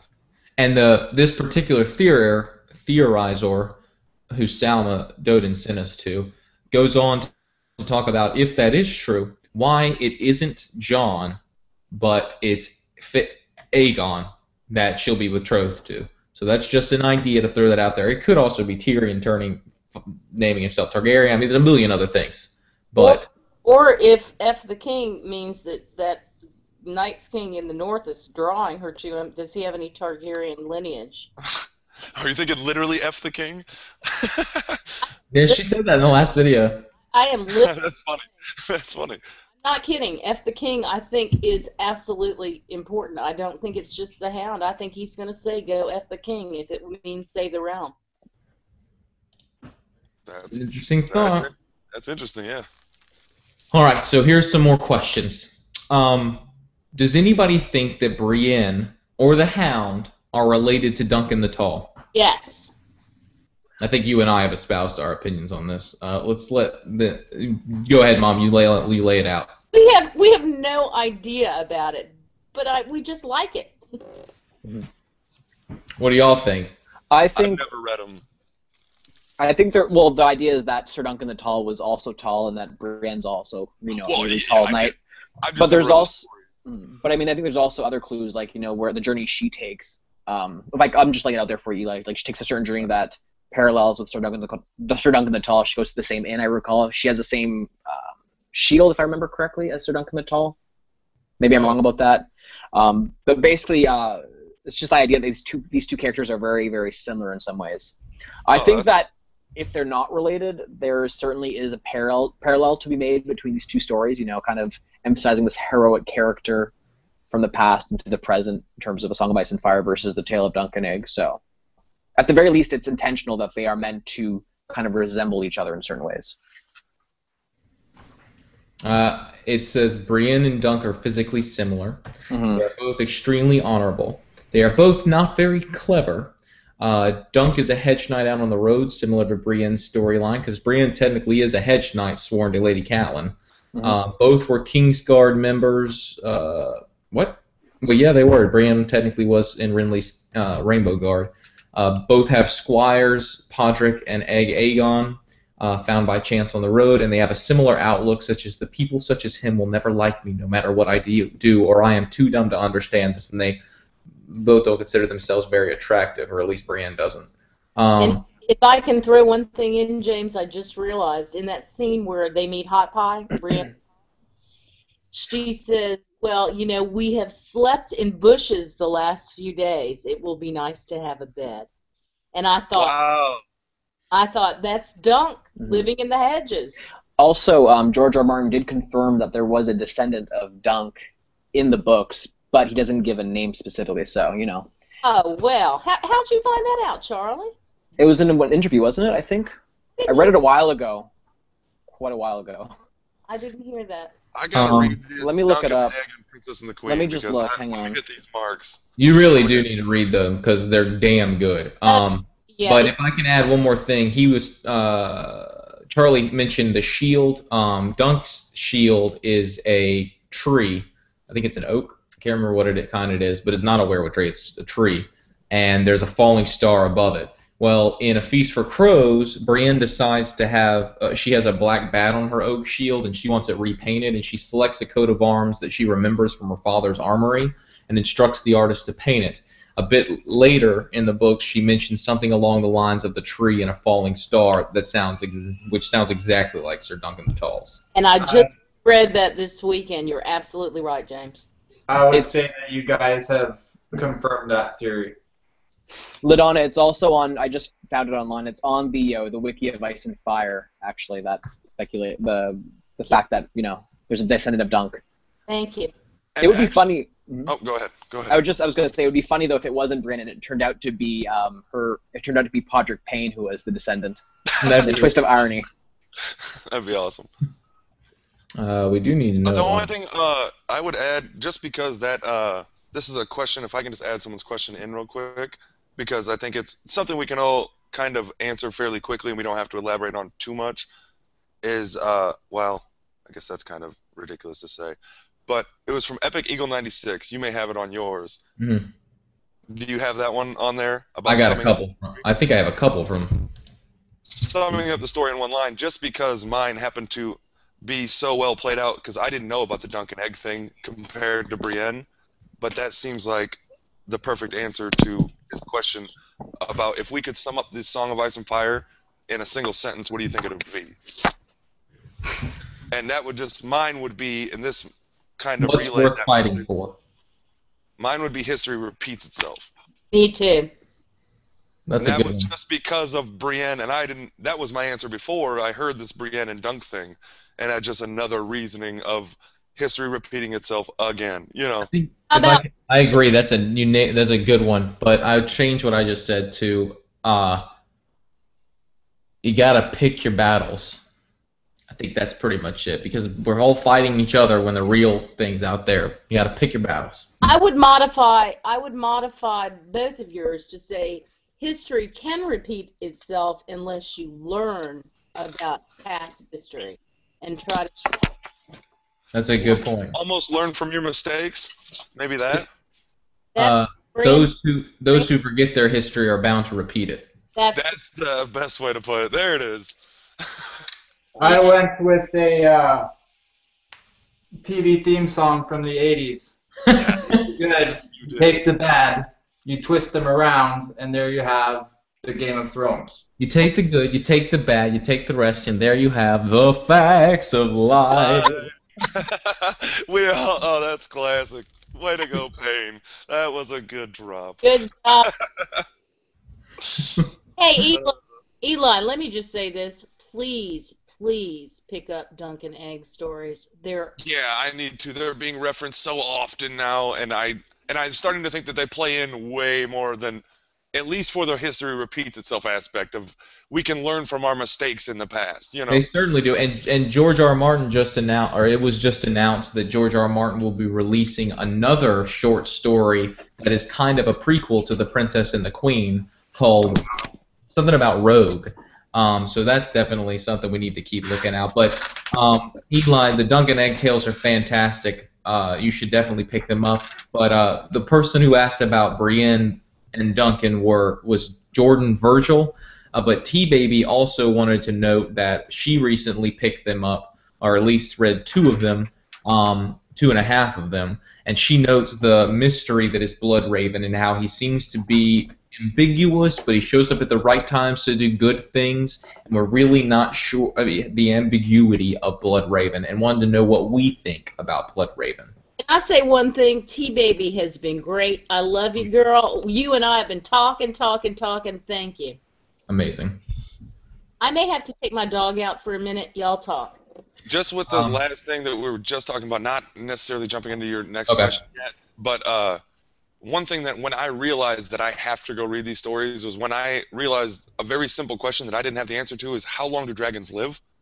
I didn't know that, but then I realized once I went online and looked for it that it was very common knowledge to anyone who had read these other things, and that they grow forever, which just led me into think, is there an odd reasoning why the wall keeps getting built? Is there any way that it could be growing under there still? But yeah, sorry. An interesting point. Just so I didn't forget it, I had to drop it out there. That's more the Princess and the Queen, isn't it, James? He's talking about the other stuff, but you're right, Mama. There are no dragons in the Dunk and Egg tale. There are dragon eggs, but no dragons. They're all They've dead. all died off, yeah. Quick question. Just to clarify what you before, but how many Dunk and Egg tales are currently out? I think I read 2. 3, I think, right? Okay. It's the Hedge Knight, the Read that. The Sworn Shield. Sworn Shield, and the Mystery Knight. That's it. How long are they? Not They're long. short, 50, 60 About pages. half the Princess and the Queen. Really? Wow, I thought they were at least like little novellas or something, but geez. No. And Eli, you are going to adore the interaction between Dunk and Aegon. You are just going to love Aegon. Well, they ain't tiny. I mean, they're not. But compared to Game of Thrones, probably less than a quarter of Game of Thrones. Oh, okay. Yeah, it's smaller than I thought, honestly. But I wanted to say something else. Well, T-Baby had an interest in Blood Raven, and I just wanted to put out there that indeed you are right, T-Baby. He is ambiguous, and Martin, I don't have answers. I want to say, well, when you see a person that's ambiguous and is played evil, you're probably going to find out they're not. But in Martin's world, we can get it flipped and then flipped back a million times over. So I don't know. Charlie, do you have an opinion On what specifically? on whether Blood Raven, at least in the period of the Dunk and Egg Tales, is good or evil? Good question. I'm not too sure. I would assume he's good. And I know you guys, you think that he's trying to manipulate Bran in the current state of events in A Song of Ice and Fire. I'm still not fully convinced by that theory yet, although I do think it's very, very possible. So I think he still is, and he was then and still is a quote-unquote good character. So just a quick question, was Bloodraven in Dunk and Egg? He is in the third Dunk and Egg story, and he is mentioned in both of the other ones. Which is still set over 100 years ago, right? Yeah. So we know that he's living a little longer than he should be. Okay, gotcha. Yeah, definitely. But he's also an albino, which brings up questions. That plays into my answer for Tony Teflon's specific question for me about Melisandre, and that actually solidifies it because I did not know Bloodraven was in those tales, and that helps my theory a lot. I want to clarify to you, Charlie, that my mom and I don't think Bloodraven's evil. We think Bloodraven is generally good, but has an interest in dark things, not evil things, but like the mysterious, like magic and that kind of stuff. And it's through that he becomes a scary character. Plus, he's an albino with the ability to arch very well, and he's done some arguably bad things, arguably, because he's working on one side. And that the fear gets him to leave, and he's meant to be a minor version of the Night's King, where he's ostracized for things he should not be ostracized for, and that his pursuit of these dark arts led him to the Night's King, who then manipulated him. I don't think that that's actually Bloodraven talking. I think that's the Night's King talking. Okay. No proof, just a thought. No, I recall you saying that in your video a while ago. It's been a while since I've seen it, though. So. I know. It's convoluted. The more we talk about it, I agree with, and I don't agree with James on everything, but I do think Bloodraven's being used as a puppet. We had a couple of questions about the horns.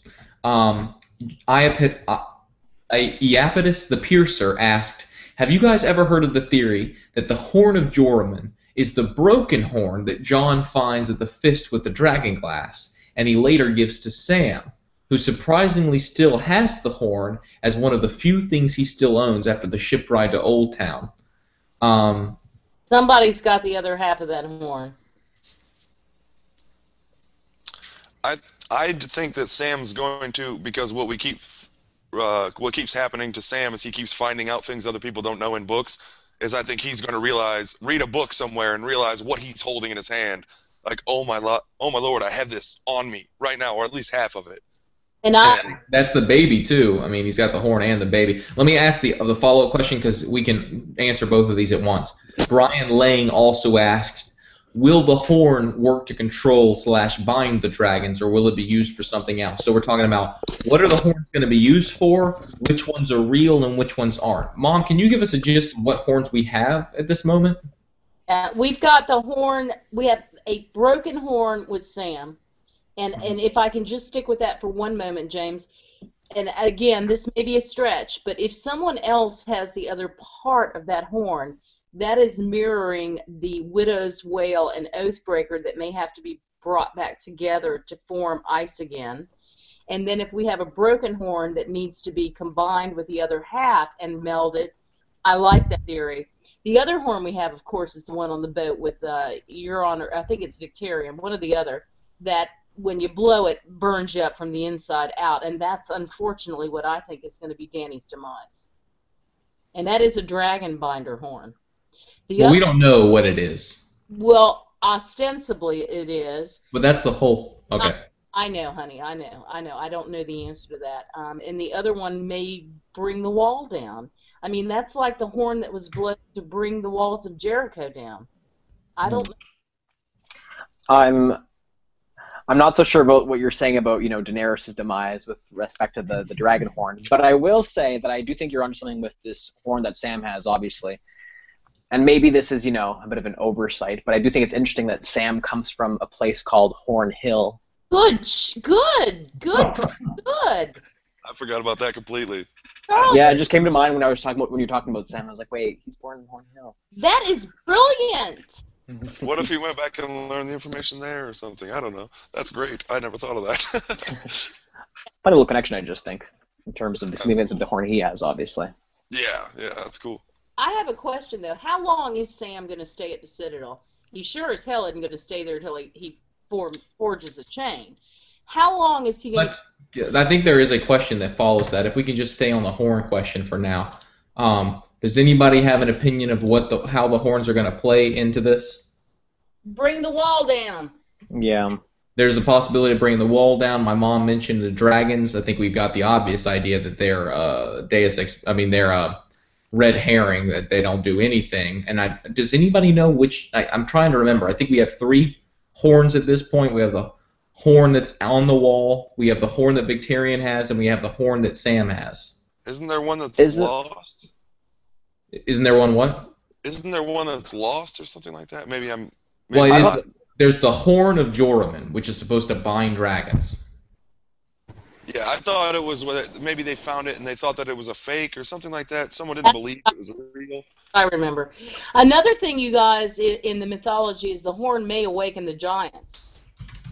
And we don't know what's under the wall. Perhaps the giants are those weirwood trees. There's some sentinels under that wall, so the mythology says.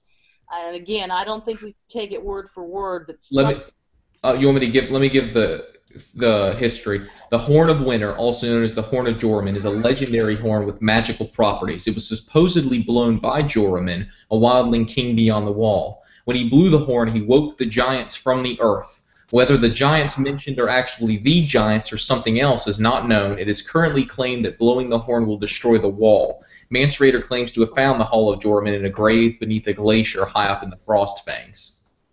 What if the giants are... What's that, LaDonna? What if the giants are the werewoods in the wall? What? What if the giants are the dragons? And he woke... That's what I was saying. Dragons. Guys... The giant dragon that never stopped growing, and that's why they've been continually building the wall. They keep adding to it if the dragon wouldn't stop growing. That was LaDonna... But I just made that up. I have no idea. No, but I thought that originally too, but I think LaDonna's onto something here. If we assume that the wall is made of weirwood trees and the Horn of Joramun is meant to bring down the wall, perhaps could be used to rouse the trees in a certain way and make the wall come crashing down. I don't know. I kind of agree with LaDonna on that thought more so. And again, you Giant guys, trees. if I can mention one thing about last week's episode, when Sweet Robin comes in and is talking to Sansa as he's looking over Winterfell, there's that big tower there, and he's talking about the moon door. The moon door, don't you have a moon door there? And she says no. The one thing that he destroys first is that tower. I think that's important, because I think that tower may be the egress for a dragon.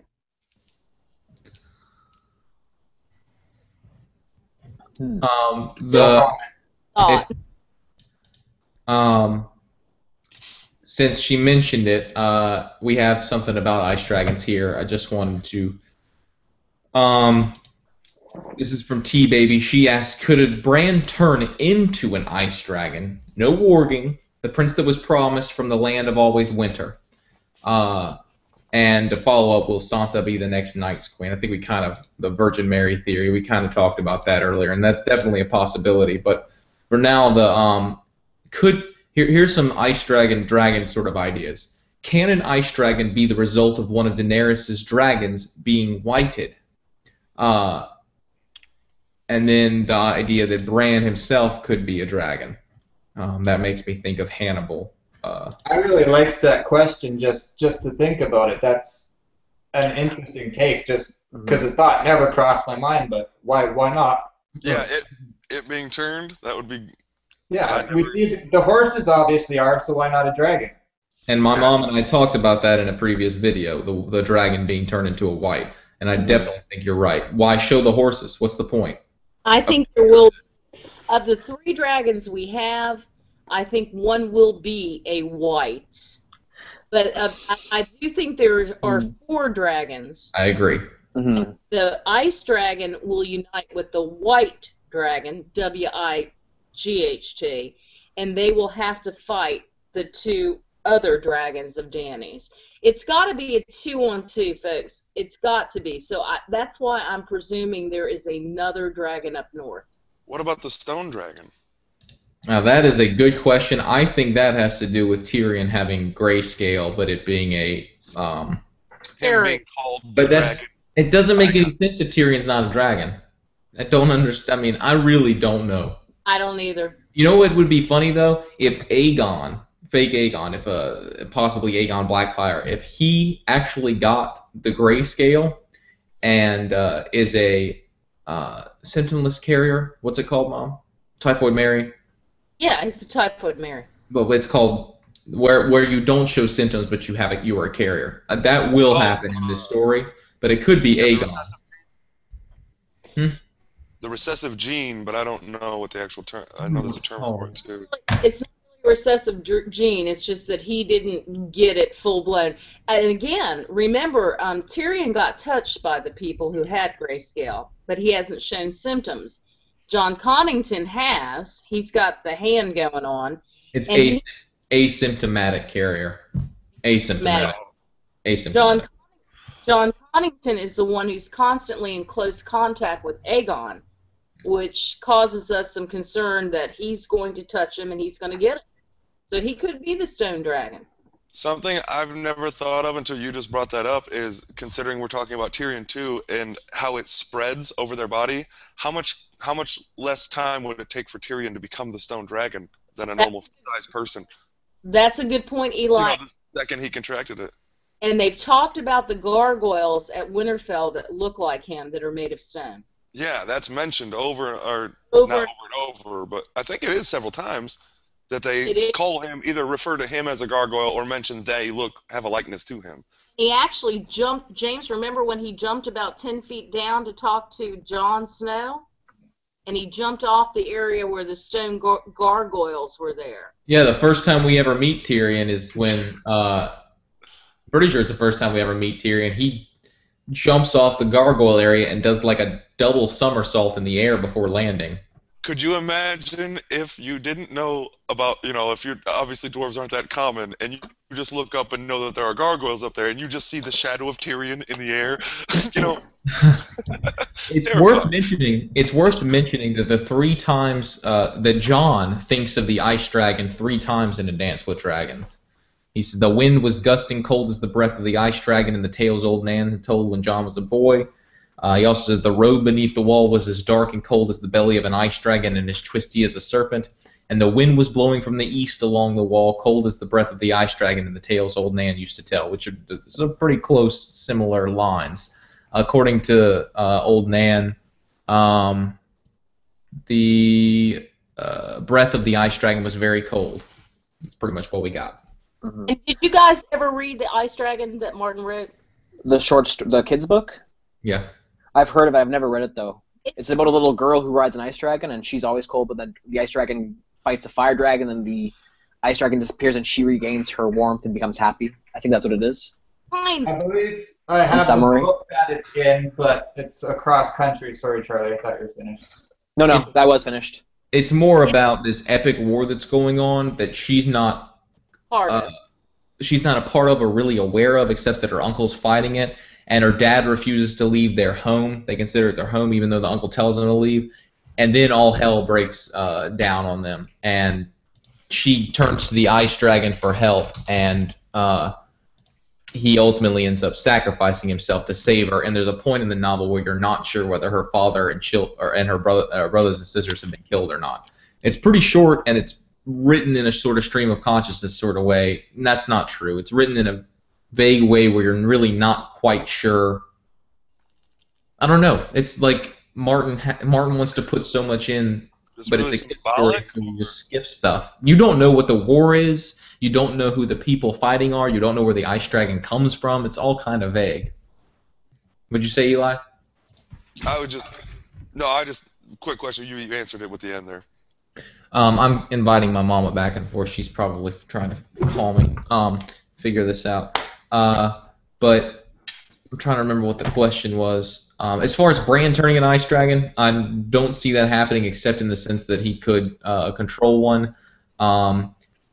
If a dragon has to die to become a white, because I don't think we have any white walkers that are horses or anything like that, so that makes me think a dragon would have to die to become a white dragon.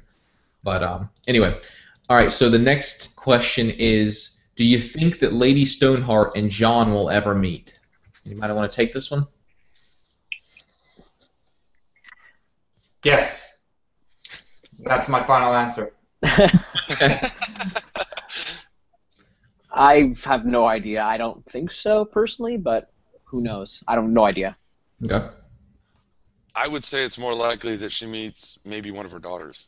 Yeah, Arya. I feel that's more likely Arya as well. would make more sense, just because then it would kind of show Arya that, oh my, maybe she's not dead. Maybe Lady Stoneheart realizes that, because she's made of vengeance because her family's all killed, and if she realizes they're not all dead, I think it was ill placed. I think it was LaDonna who mentioned that theory about Sansa and Lady Stoneheart finally meeting up, and then Brienne having to protect Sansa against Lady Stoneheart in order to fulfill her own vow. I could see that as a much more plausible option than Jon Snow and Lady Stoneheart meeting up. I think that's a lot. I don't know. It sounds a lot more sound anyway in terms of tying that whole arc together. Yeah. My mom's kind of the opinion that those kids can never see their mother again, but she's pulled back a little bit on the Sansa bit. I'm of the opinion that Jon and Catelyn, or Lady Stoneheart, have to meet because Lady Stoneheart has blamed Jon for things he's not at fault for because Ned lied to Catelyn about where Jon came from. That is a huge area of contention that has not been dealt with, and I think it definitely has to be dealt with. I think it was dealt with, though, when Jon almost died as a child. She went through that whole thing. She already dealt with the fact that she hated him for no reason, and then she prayed day and night to the gods to save him because she was wrong. So I thought that was already kind of sure. But then she says after that she couldn't keep her promise, and she still treated him like shit. And in the first episode, we get Bran, or the second episode, we get Jon coming to Bran's chambers, and Catelyn like, I want you to leave. But I think Eli's point, though, is that even though she cannot publicly acknowledge Jon in that sense, I think she does realize that she's not the one in the right in that situation, or at least she understands that her anger towards him cannot be found in anything that's concrete. Yeah, at least her feelings, she can't help how she feels, but she knows how she feels is wrong. Mm-hmm. Is that confessional actually in the books as well? I mean, that's on the books where she talks about how Jon almost died as a child. That is not in the books as far as I know. It was only in the show that they added that in. So that could sway it too, so I'm not sure. Nice. Welcome back, LaDonna. Hi, darling. Don't know what happened. You tried to stab him again, didn't you? Yeah. We were. You cut her out real quick. Sneaking up on me. The question, Mom, was: do you think that Lady Stoneheart and Jon will meet? You and I thought maybe she would give him her last breath, and I like that, to bring him back, but I don't know. What do y'all think? They kind of are. When Jon dies, or when he quote unquote dies at this moment in the book, where is she physically in the world? She have to be in the exact same. She's hanging Brienne. Yeah. So she is very near him? No, not at all. No, okay. So I was going to say that would be epic, LaDonna, if the same way Beric Dondarrion did it to her, she gave her last breath to Jon. That would be because she had hated him for so long and knew she was wrong. I really like that, but I don't know how to logistically get there. Exactly. Mm-hmm. Going off of LaDonna's comment, what if it's Arya she gives it to? We have these images of Arya being, frozen underneath the snow and stuff like that. Yeah, but if she's frozen, she can't give her life force MP. I don't know. I really truly believe Tyrion is not going to live. And after reading Feast for Crows, it's been foreshadowed a million times. And again, Martin may screw us up, but will he take Tyrion and Arya away from us? I don't know. Taking out Batman and his own favorite character, I very highly doubt it. So that was Carrie S. that asked that question. Somebody asked the person by the name of Fuck YouTube Usernames asked, what's your opinion on John? What's your opinion on Jon's quote to Arya back in A Game of Thrones where he says, "You'll be sowing all through winter, and when summer comes, they'll find your frozen body with a needle still in your hands." That did 50-50 again. what? Oh, Eli asked what the odds were when he said something. The next question was the same thing, so that was sort of just repeating itself. Yeah, what are the odds? Do what? What are the odds? It's cool. If that's not worth going back to, I get your pain. I got you, buddy. It's nothing, guys. Yeah, it's really not a big deal. It's just a little joke inside one. No. You guys were here. You guys were here. You guys think Arya's gonna live?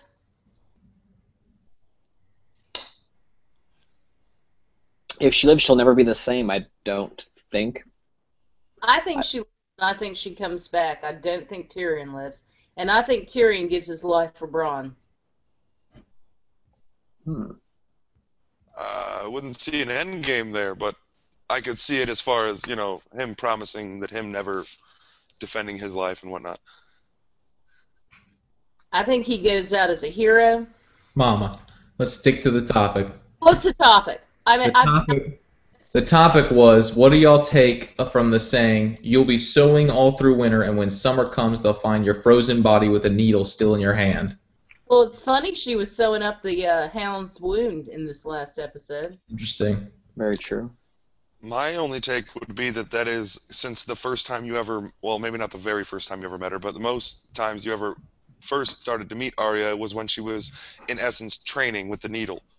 And that is that all the way through winter, she will be training to become what she is supposed to be, and then once winter comes, she will actually, and they'll find you with a needle in your hand because you will be what that is, I agree.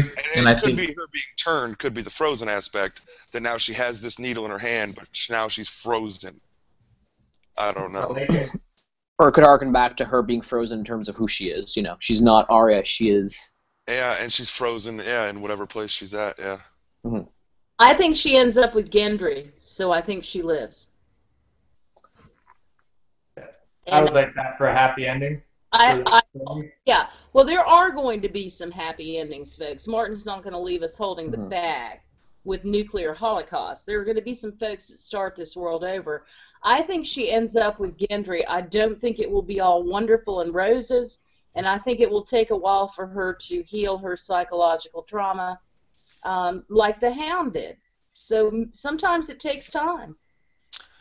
I personally don't, with the training that she's gone through and the way that she's disassociated herself, I don't see her ever being a rightful or even wanted queen. No one would ever want her, because she would not take a husband at this point, I don't think. Not right now, but I always said I would never get married, never have kids, never live in a small town, Eli, and look where I am. Hey, it happens to the best of us. Charlie? I mean, I don't know. I don't think she'll be queen in any... I mean, we're talking about Arya here. I don't think she'll be queen. I could potentially maybe see her ending up with Gendry and going to Storm's End and, continuing the Baratheon line, potentially. I don't know. It's neither here nor there. I mean, I did say that I don't think Arya will come back as she was before, she went to the Faceless Men. But, I mean, and I'll give credit to Bilal yesterday. We were talking about this.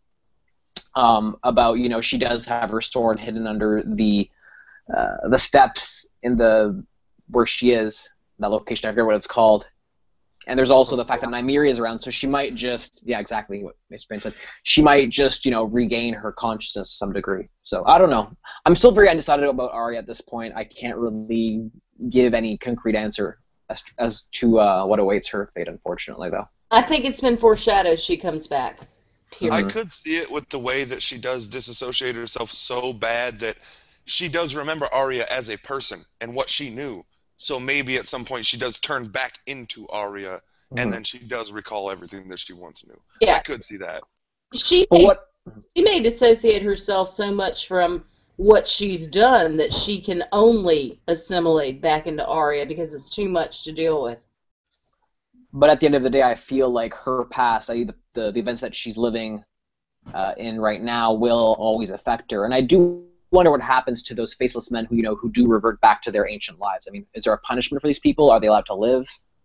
These questions you have to ask. Is it an order you're allowed to leave? Is that exactly? Type of thing? And somebody asked, "What do you think?" I'll mention their name in a minute, but somebody asked, "What do you think will happen with the faceless men at the end? Are they going to still be around?" All men must die. I think it's I think that's their big play. Like, they intend on, as the way they see death as a gift, as that's their own gift. Like, they will eventually be gifted themselves if they can do it. Maybe a massive doom, kind of like what happened to Valyria, right? Because they would see themselves dying in it as a gift. It's It's mercy. Yeah, exactly. This world is such a terrible place that death is a mercy. And if you want to look at it in a positive light, maybe they'll realize by the end of the series that their role as assassins will no longer be needed, so therefore they must just, end their own lives. Very I don't true. know. Positive spin on things, I guess, kind of, in a weird way. And I was for everyone else. Yeah, exactly. It was Todd Douglas who noted the difference between warging and skin changing. I just wanted to add that in here. Alex the Andel asked which point of view characters y'all think will remain after the Battle of Meereen. He can't see all 4 of them coming out of the battle alive. All 4 being Victarion, Tyrion, Barristan, and I guess Dany. Dany? But she's not really there. That's true, but neither is Victarion, really. Well, he is at the docks, though, at the bay. I hope Barristan will survive. He's been through so much already, but I somehow feel he might just meet his demise soon. Same way. I don't want him to, but I agree. If there's any way for him to die, it might be there, damn it. I think Barristan owes it to the world to die in combat for a king or queen he really believes in. Precisely. Hooking up with Ashara. You think he's going to hook up with Ashara? That would be make sweet. Finally, after so long, he met the woman of his dreams. And it was actually Alex the Andel that asked about the faceless men. Just staying on the same topic, what do y'all think of Daario? Do you think he's a faceless man? Some people said he's faceless man or Benjen Stark. Do y'all think he's good or bad? Pro Dany? Not Stark. I don't know. If he's bad, he's still part of either Bittersteel or Second Sons or the Golden Company. I think we need, by the way, before the end, we need a faceless man who has detached himself from the Faceless Men Company. We need that. One way or another, it's a thing that Martin has not talked about yet, and I think that it's worth mentioning. It could be Daario. Hell, it could be the Faceless Man in Old Town, which Alex the Ando wants to know what the hell's going on with him, what they want or what's working for. But, I mean, it would be kind of cool if Daario couldn't even... He loved killing people, and that's why he got into the Faceless Men, but he also loved fucking people, and that's not really kind of a Faceless Men thing. Well, if I can say this, and I have no idea, but if the Faceless Men work for the Iron Bank, at least partially, I mean, they need to know how to kill dragons. That's why Pate's there in Old Town. Charlie, we're keeping you up. Sorry. Rude of me. Not rude. Well, let's keep it going because we really don't have that much more. So Daario and Harris. Anybody got an opinion on Daario? Charlie, what's your opinion on Daario? Opinion on Daario? I've gone back and forth with this thought. I think either he's a character who has betrayed so many people in the past. He's betrayed the Yunkai. He's betrayed his own companymen. That at this point he can't really go on a line and betray Daenerys because he's done it so many times that it's going to be his ultimate demise. So I think either he stays loyal to Dany and dies maybe at the hand of the Yunkai during that warfare period, or he tries to betray her but ends up dying in the process. I think his storyline is going to come to a close sometime sooner than later. I personally think that Dario is actually a literary device that is just to show Dany that regardless of if people give you things and you may be lustful for them, that is not always the greatest option, because I think he will end up betraying her too. And I think that is the play. He's a literary device to teach her a lesson, in a sense. If I can play on what Eli said, I actually think he's the opposite. He's meant to be this thing Dany can't face.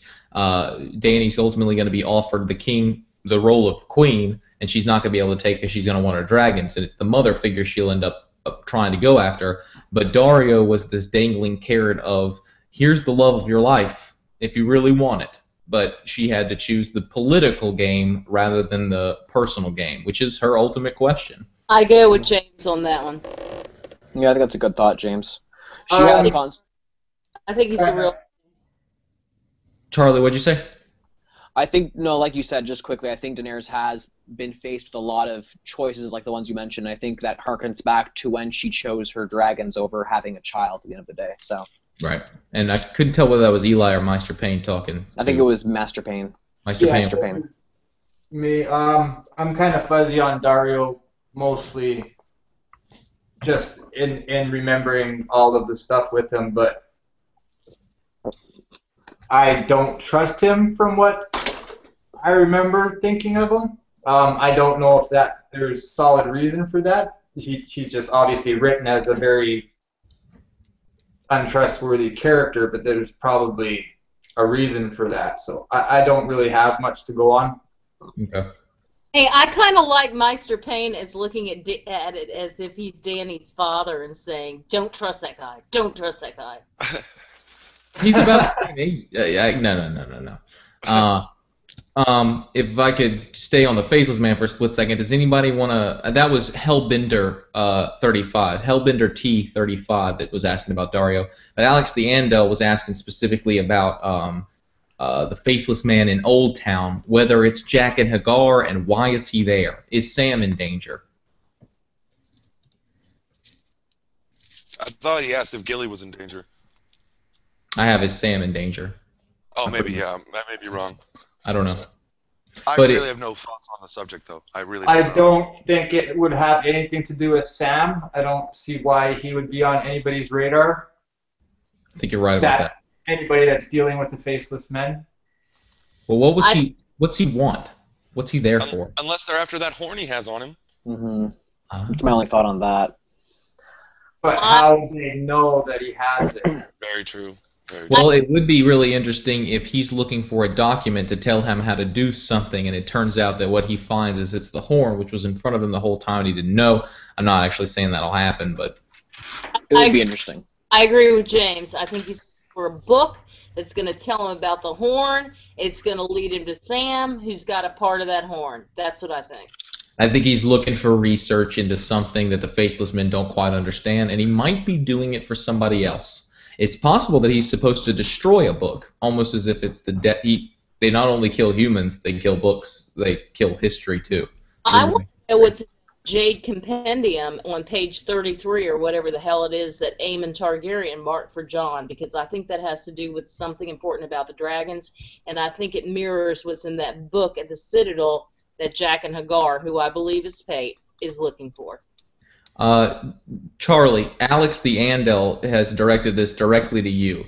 Okay. If Ned plus Ashara equals Jon, then Jon is half Dane. Will he wield Dawn, and might that be the real Lightbringer? It's a thought I had as well regarding the sword. For sure, it would point towards that direction if Jon turns out to be Azor Ahai without being necessarily a direct Targaryen. Mm-hmm. As far as that's concerned, I'm still very undecided, and I made this comment before, again, to Bilal yesterday as well. I think we have to be careful a lot of times when we look at the legends that are not distributed but are present in A Song of Ice and Fire, because a lot of things, can be distorted or changed through history. For all we know, I mean, the Azor Ahai prophecy could come true in some form or sense, but it could be very, very different from what we interpreted it as in terms of its original meaning. So I'm still undecided about that, I guess, is my real answer. I agree, and I think Jamie has something to do with that story. But you don't actually agree. You don't think Ned plus Ashara equals Jon. Me or LaDonna? LaDonna. Well, but Charlie, do you buy into? Do you weigh that more heavily than Rhaegar plus Lyanna equals Jon? Yeah. Here's my I guess my thought on that. I think that obviously I think Rhaegar plus Lyanna equals Jon is a very, very, very solid theory, and I obviously think it's very, very possible that will come true. I will not deny that.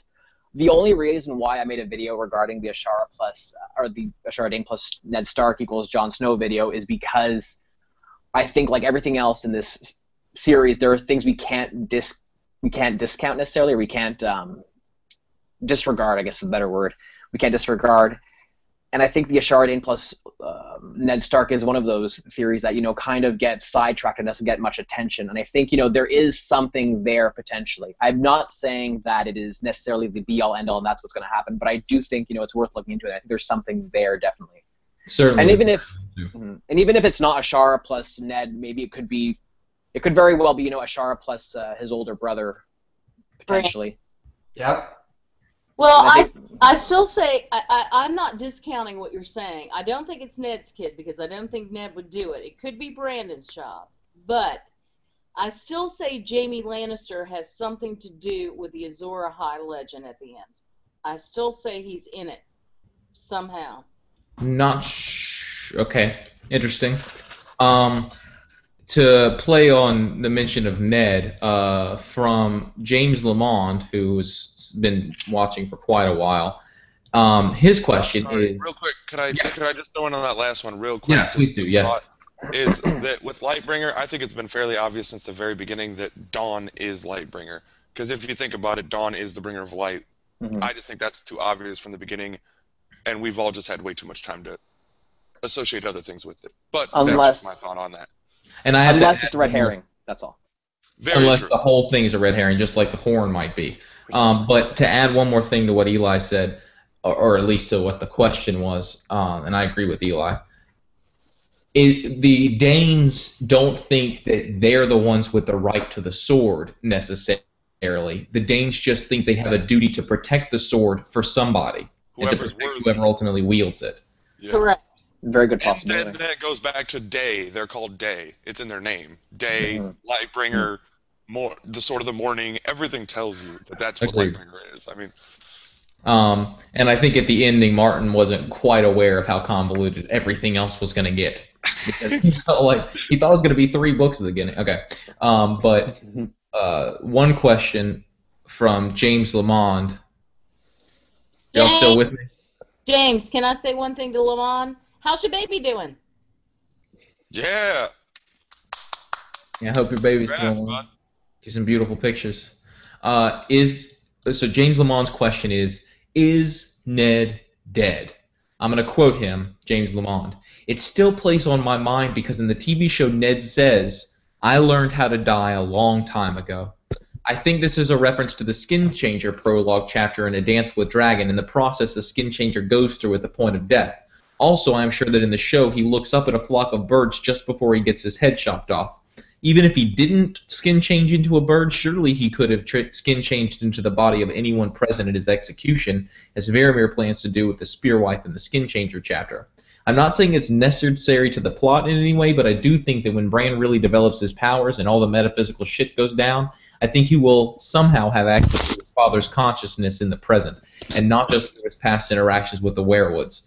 I just want to add that one way or another, it would be beautiful if he could have some kind of access to Ned's consciousness. And that could be in a million different ways, and it certainly seems to be possible that Martin's playing it up in Jojen so that we can see it later in Bran and Ned.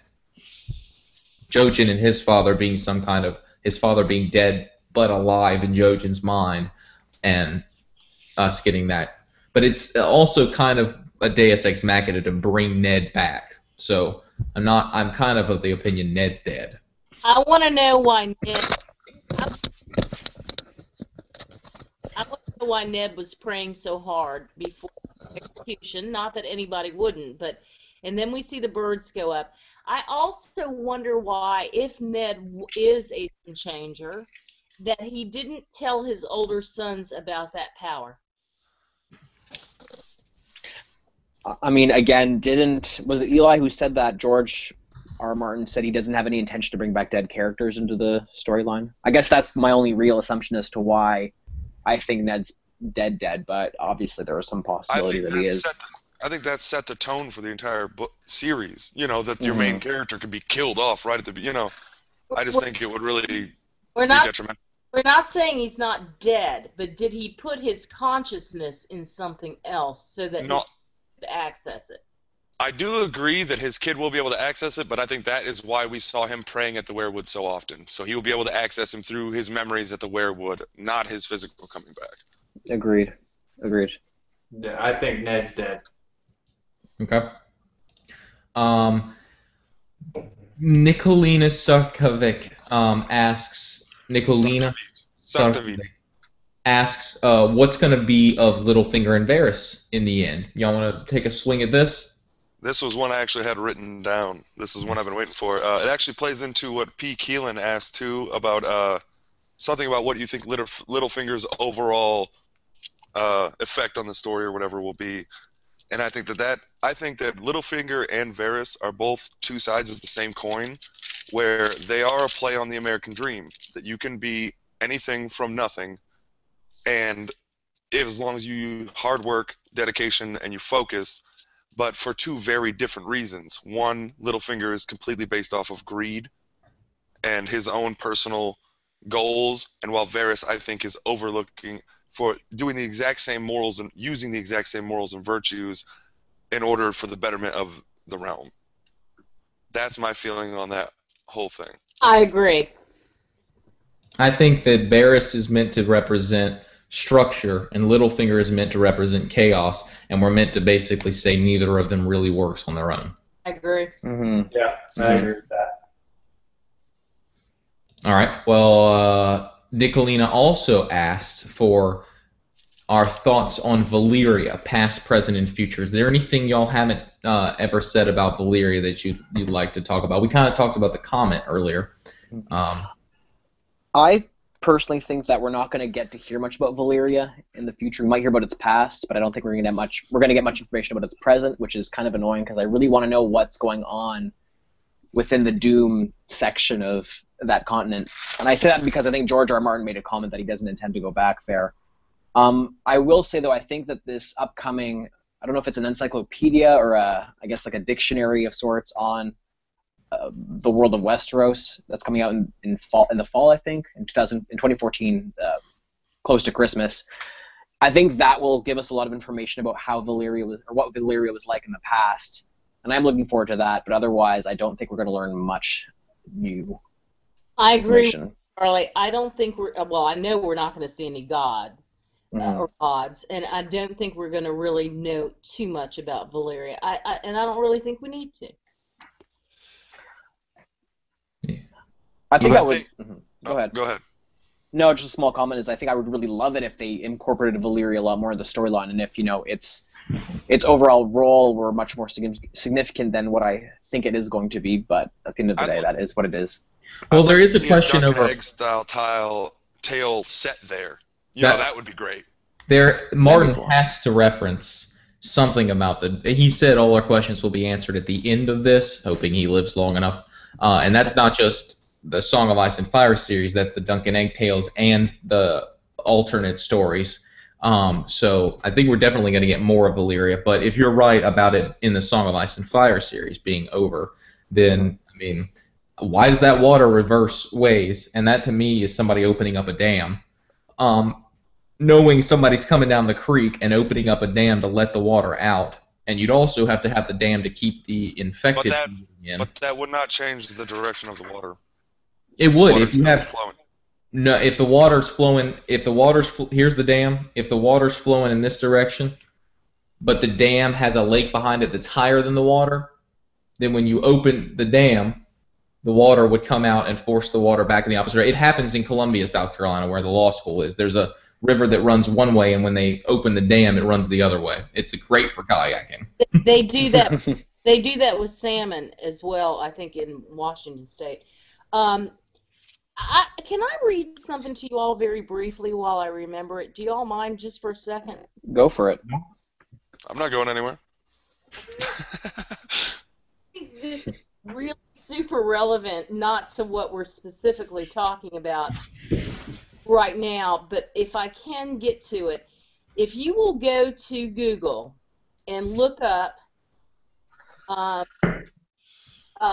Climb Brandon, and it is a book by Chait Ramo,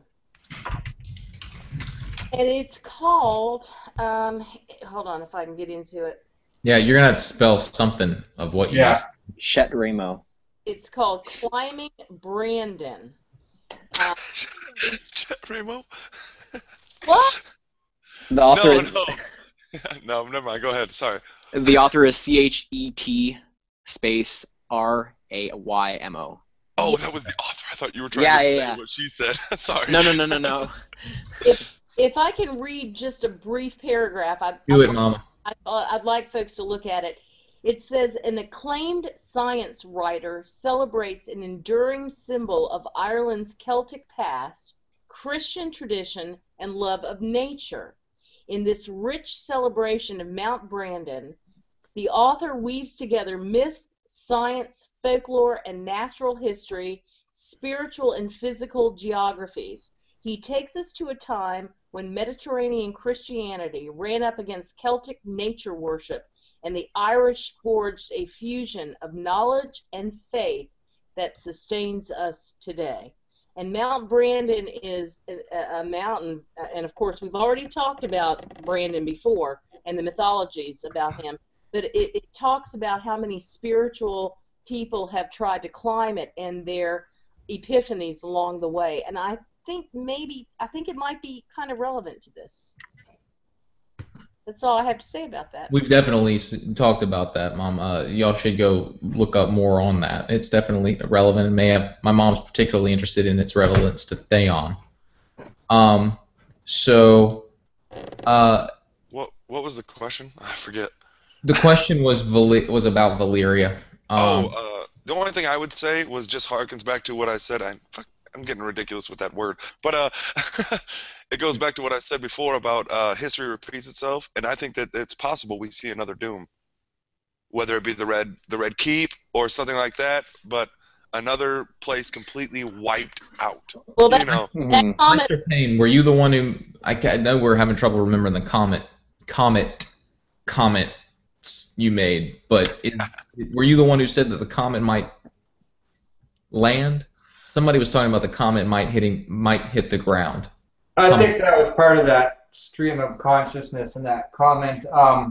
Do I think that? Well, I think what I said was I don't know if that comet looks like it's flying towards Earth.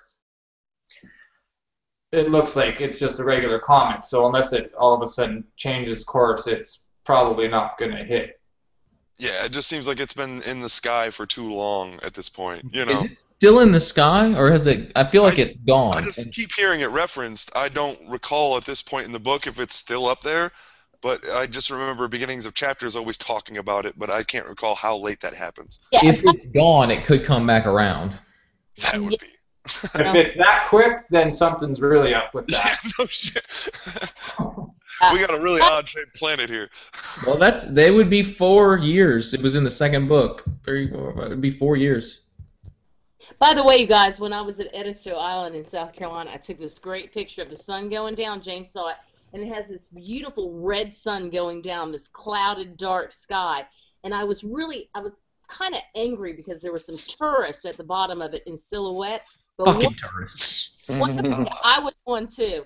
So always ruining pictures. Always ruining. But as I took it, when I finally looked at the picture, there was only one tourist that is bathed in that red sun, and I went, James, that's Lightbringer. That's awesome. A lot of people asked about Euron. Particularly, Aegis 10 asks, what is your view on Euron's campaign in the south? He took the Shield Islands, and he is presumably trying to get to Old Town. Could there be secrets to taming dragons? And T-Baby asked, how do we think Victarion and Euron Greyjoy will come out of this series? Dead. Agreed. I think there's some mystery to Euron that we presume he's a bad guy.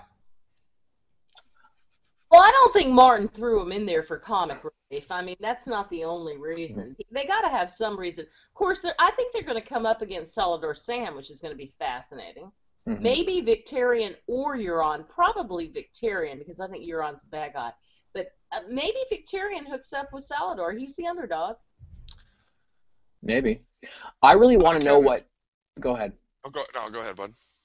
All right. I kind of wonder what and how Euron made it through Valyria, or how he made it in that location in the first place, if he did indeed make it there, assuming he's not lying to, you know, everyone that he actually went to Valyria in the first place. And I'm curious to know what he saw there, and if they're going to explore, you know, his adventure there in some degree. And that's about all. That'd be pretty cool. I personally took Victarion as he's the Red Viper version 2. We all needed an awesome-ass, badass guy who has something about him, and he also is another literary device for explaining a bit of the more realistic side of magic, that it actually works, and it is tangible, you know, with his smoking arm. That's Victarion, right? Smoking arm, right? Am I switching the brothers? I think Tyrion's on Euron. No, Tyrion's... Oh, Victarion. Victarion's. He's on Victarion's boat, I believe. Euron is back at the... He's invading the western part of the Reach. Yeah. It's almost like he was following his brother, but he's not. I'm not sure. I think he's following. I just think that Victarion is personally our second Red Viper in the fact that there aren't really any of these heroes who just straight up, I'm going to do this, I don't give a shit, you know, nobody's going to change my mind, blah-de-blah, and they are clearly very badass characters, you know. You got Blackfish there, too. Oh, Blackfish is another one, and he has disappeared, which I love about your question of asking Blackfish what he's doing, because where the hell has that guy been? He's not doing nothing this whole time. Agreed. There's no way. Agreed. But I just think it's that same type of literary device of we need another badass character who we know is a badass, and then he can die epically. Well, him and Benjamin, I mean, they've both been uncles who are missing from the story for some time, one longer than the other, so. And I just think we'll get a really epic death from him. Not exactly, he won't survive, but I think we'll get a very awesome death, kind of like the Red Viper. Mm-hmm. Yeah, that's the best death of the series so far, I think.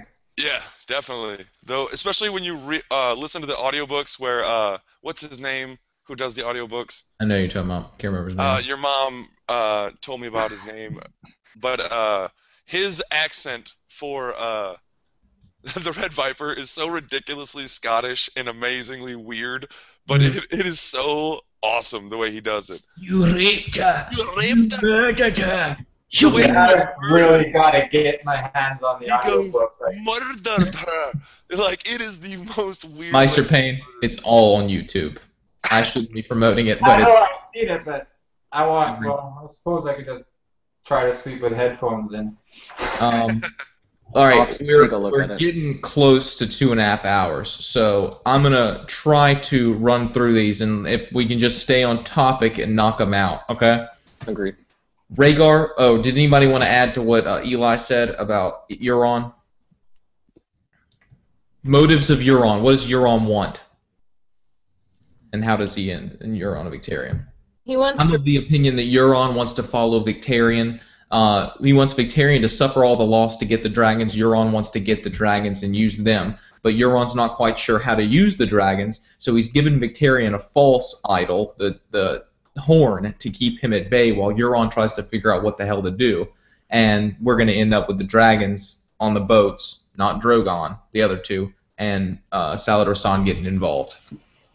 And I'm not sure if Euron's a force for good or not. I think he is intentionally left vague. I think he's bad because Yara's good. That's a fair response. Okay. Anybody? All right. Rhaegar, Lyanna, and Brandon. How do you think the events went down from between Rhaegar declaring Lyanna Queen of Love and Beauty and Brandon arriving to King's Landing to ask Rhaegar to fight? This is Sweetie FT. And if I can give my own 2 cents real quick, I think there is a possible involvement of Littlefinger telling Brandon what happened to Lyanna in order for Brandon to get killed. So I think this may have been the beginning of Littlefinger trying to manipulate the world around him, so that Brandon would sacrifice himself, freeing Catelyn up before they ever got married. I don't think Littlefinger needed to be involved in that. I think Brandon was hot-headed enough, and Lyanna didn't share what was going on that he would have gone off. And I kind of I've heard something similar. I kind of question if Littlefinger was even in the area at that time, or if he was already back at the Fingers. Ooh, Not necessarily agreeing, but if the show writers knew something that we don't, that could be why he tells the story to Sansa about the Hound, showing that he was sitting there manipulating someone at a tournament, you know. But I don't know if they knew anything ahead of time or if that is even relevant. All right. We were talking about Euron a minute ago, and that kind of plays on this. TK Elite asked what we think of Benar. Yeah. Oh, I'm sorry. I cannot jump over Sweetie FT's the tournament thing, because this is it's a theory I came up with recently. I thought about it when I originally read the books because of how often, first off, how Brandon reacts when his sister's taken, and how they are constantly talked about as centaurs. You know, they would ride off by themselves all the time. You know, they were known to just be together all the time, off by themselves, doing whatever they wanted.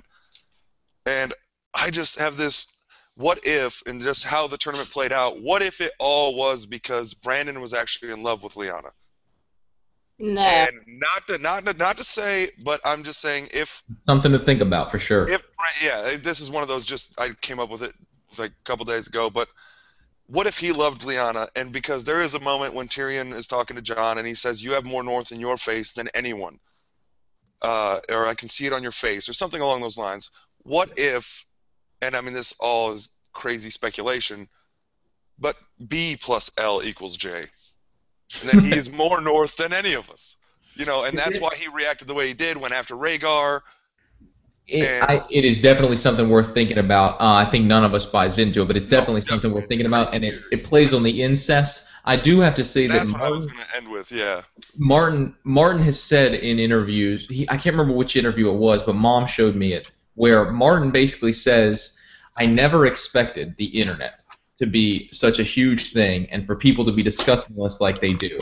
And he was reading some of the stuff initially, and he got to the point where he was questioning whether he was going to end the book the same way, whether he'd like to switch things up, to change things he had already planned because they had been figured out. Well, I don't know this for sure. Who the hell knows? But that has to be Rhaegar and Lyanna, because that's the thing that everybody's curious about at the beginning. Who's Jon's mom? And that would be the thing he'd be thinking, should I change it? Should I?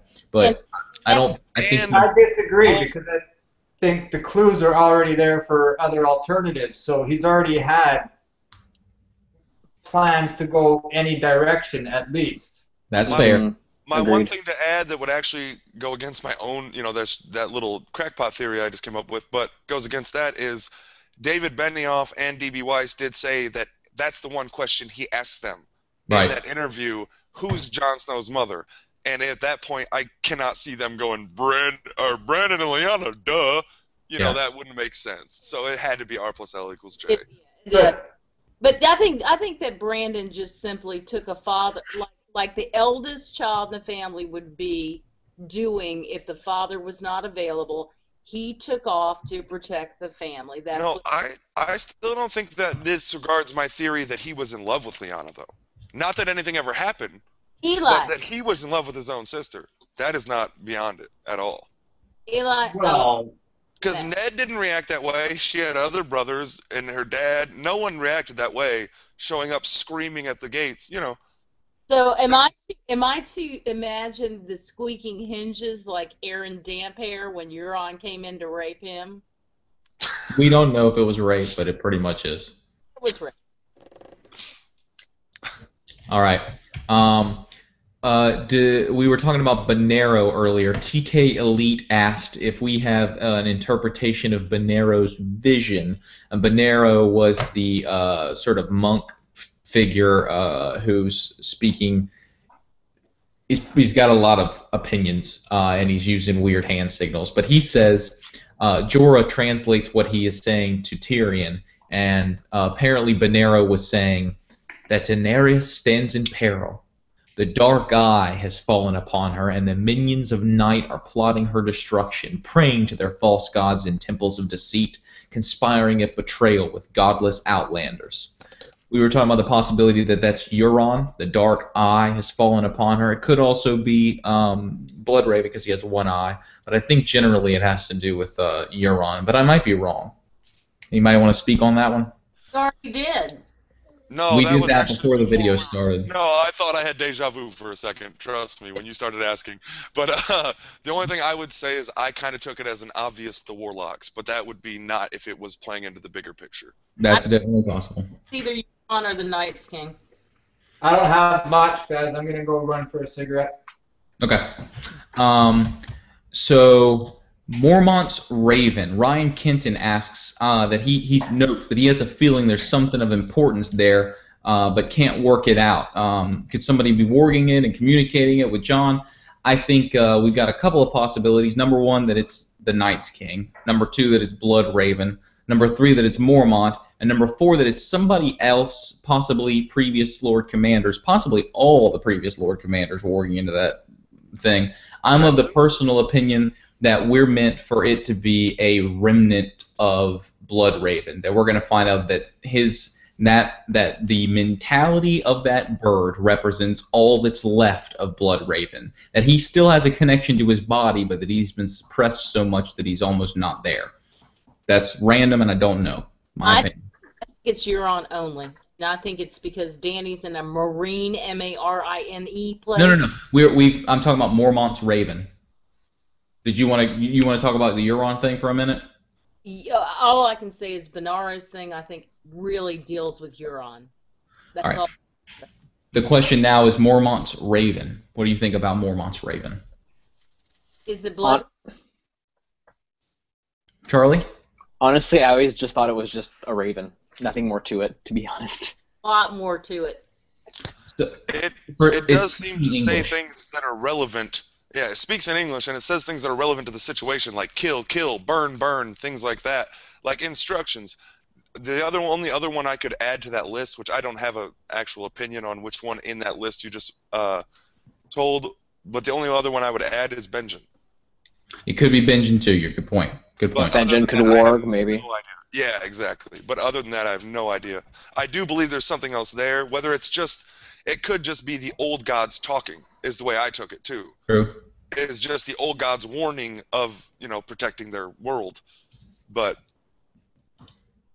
I wanted to note that there is Season 5 casting news. Drake Kizzy noted it. I've got the article. I'll post it online or in the description. But according to the website, the people they're looking to cast for next season are hugely from Dorne. Prince Doran Martell, Prince Trystane Martell, Arya Hota, who's likely going to be a black guy, so they're aware that there aren't enough black people in this TV show. wow, where'd they get that hint? There's been two. I mean, correct me if I'm wrong, but there's been two and the Unsullied. Totally. Obra Sand, Nymeria Sand, Tyene Sand, the High Sparrow, Septa Unella, Maggie the Frog, Yay! Lawless Stokeworth, Yezin, and the Waif. Does anybody want to comment on Maggie the Frog? Either they're going to bring in the prophecy at, events at King's Landing, maybe she'll be introduced there, or they'll have to do a flashback, which would be a bit strange, I think. So I feel that maybe Cersei will get her prophecy then and there at King's Landing, potentially. I think you might be right about that, If Charlie. you do notice, she was only cast for a single episode, too. So Is that I right? think it's definitely going to be a flashback, or at least that's what I read. I don't know what the source or how great it was, but I think it's going to be a flashback, and I think we'll get a little bit more of a focus on Cersei and her motives chapter. Maybe when she's on trial, maybe something along those lines. I don't know. You have an interesting point, but I don't. There has never been a flashback in this entire TV. Exactly. Not Exactly. once. That's very true. Unless Although- they cast a young Cersei. Just as a random thought, apparently they did the original episode with flashbacks, including Ned being at, or Ned's brother and father dying at King's Landing. So apparently that has been shot and will never be shown. Just want to put that I'd out love there. to see that. That'd be brilliant. Yeah, they should at least put it on Blu-ray. Yeah, what kind of scene would that be? That had to be a $100,000 scene to do that. You know what I mean? How about I'd like to see who was cast as Catelyn, because she wasn't the first one in the pilot. I'd like to see That's that. right. They're I keeping want that to see who was stuff his dad airtight. or Brandon or his dad, or Eddard's dad, I should say. True. But those would be great. I'd like to see who they got to play those, because they killed off Sean Bean fairly quick, and no one thought that was going to happen. Who wrote the pink letter? Stannis. I thought I thought Stannis for a while, but I think maybe Ramsay with the intent to deceive. That's about all I had on that. Teflon's Stannis argument, except I think he said recently that crows are mentioned, which is curious. The only thing I would add to there is that that kind of plays into my overall theory that the Maesters are not working for anyone in particular. They're working for themselves. I And agree. possibly one of the Maesters sent that to disrupt or do, whatever was needed for their situation. And I don't even think I can't even speculate on which one. Well, who knew? Who knew to say reek? I want my reek. That's true. Does Reek know how to read and write, though? I mean, assuming he doesn't, remember that part of Theon's He doesn't life. have fingers. Yeah, but That too. to write that, who would know to write I want my reek? Yeah, unless it was someone who had witnessed That's Ramsay and Reek interact with each other. Yeah, definitely. They would have to know that that's how he was treated. But I guess Well- at that point, everyone in the castle has to know that he's named Reek. Well, Ryan Kinton was the one who asked the question, and he proposes that it was Mance Rayder plotting with Val and Tormund, and wants something located in the Winterfell crypts, which is interesting. I like the idea. I just thought about this now, but the fact that it's pink makes me think of flesh, because if I'm not mistaken, most of the letters at that time would have been written on rough paper or leather, and Ramsay has Mance Rayder and could easily have skinned him, made leather of it, and sent a letter on it. That sounds random, I know, but possible. But it does mention that on the seal that is pink, that the mark isn't actually there. It's just like smudged or something, right? So it is the pink color, but it's not. They don't have the seal of what the pink house is Bolton, right? I like the idea that because it's pink, maybe it's a woman who sent it. Like maybe Varys? Yeah. I don't. Team Varys. So I gotta go to bed. I have a big day tomorrow. All right, we got about 5 more. Why do you think it made sense? This is Mamanda's asking. Why do you think it made sense for Martin to kill Sansa's direwolf? Why did he do that? Set her apart from the rest, I think, really. I think it shows that her ultimate fate will be separate from from her other siblings who are still alive. At the end of the day, they also did kill off Robb and his direwolf too, so maybe it's just a coincidence. But she lives on without her direwolf. I think you have a point there. True.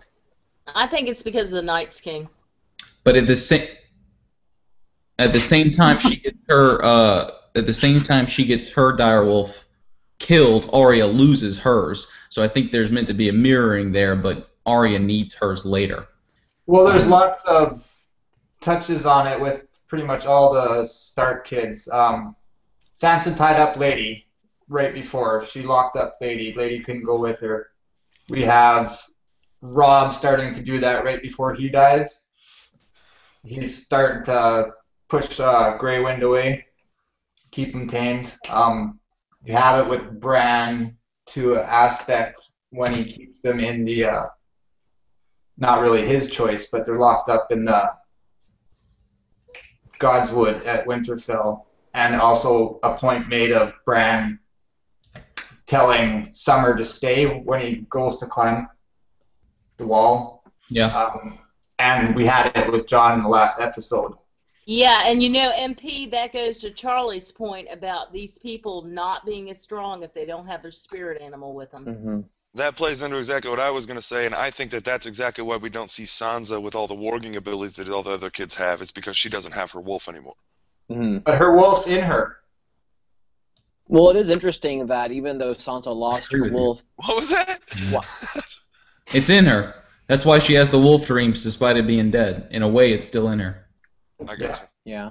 I guess my point, my comment in terms of reflecting on that is considering Sansa's direwolf was, tied up, locked down, under more or less at the mercy of the Lannisters and eventually killed by the Lannisters is a bit ironic considering Sansa is still alive, whereas her direwolf did die.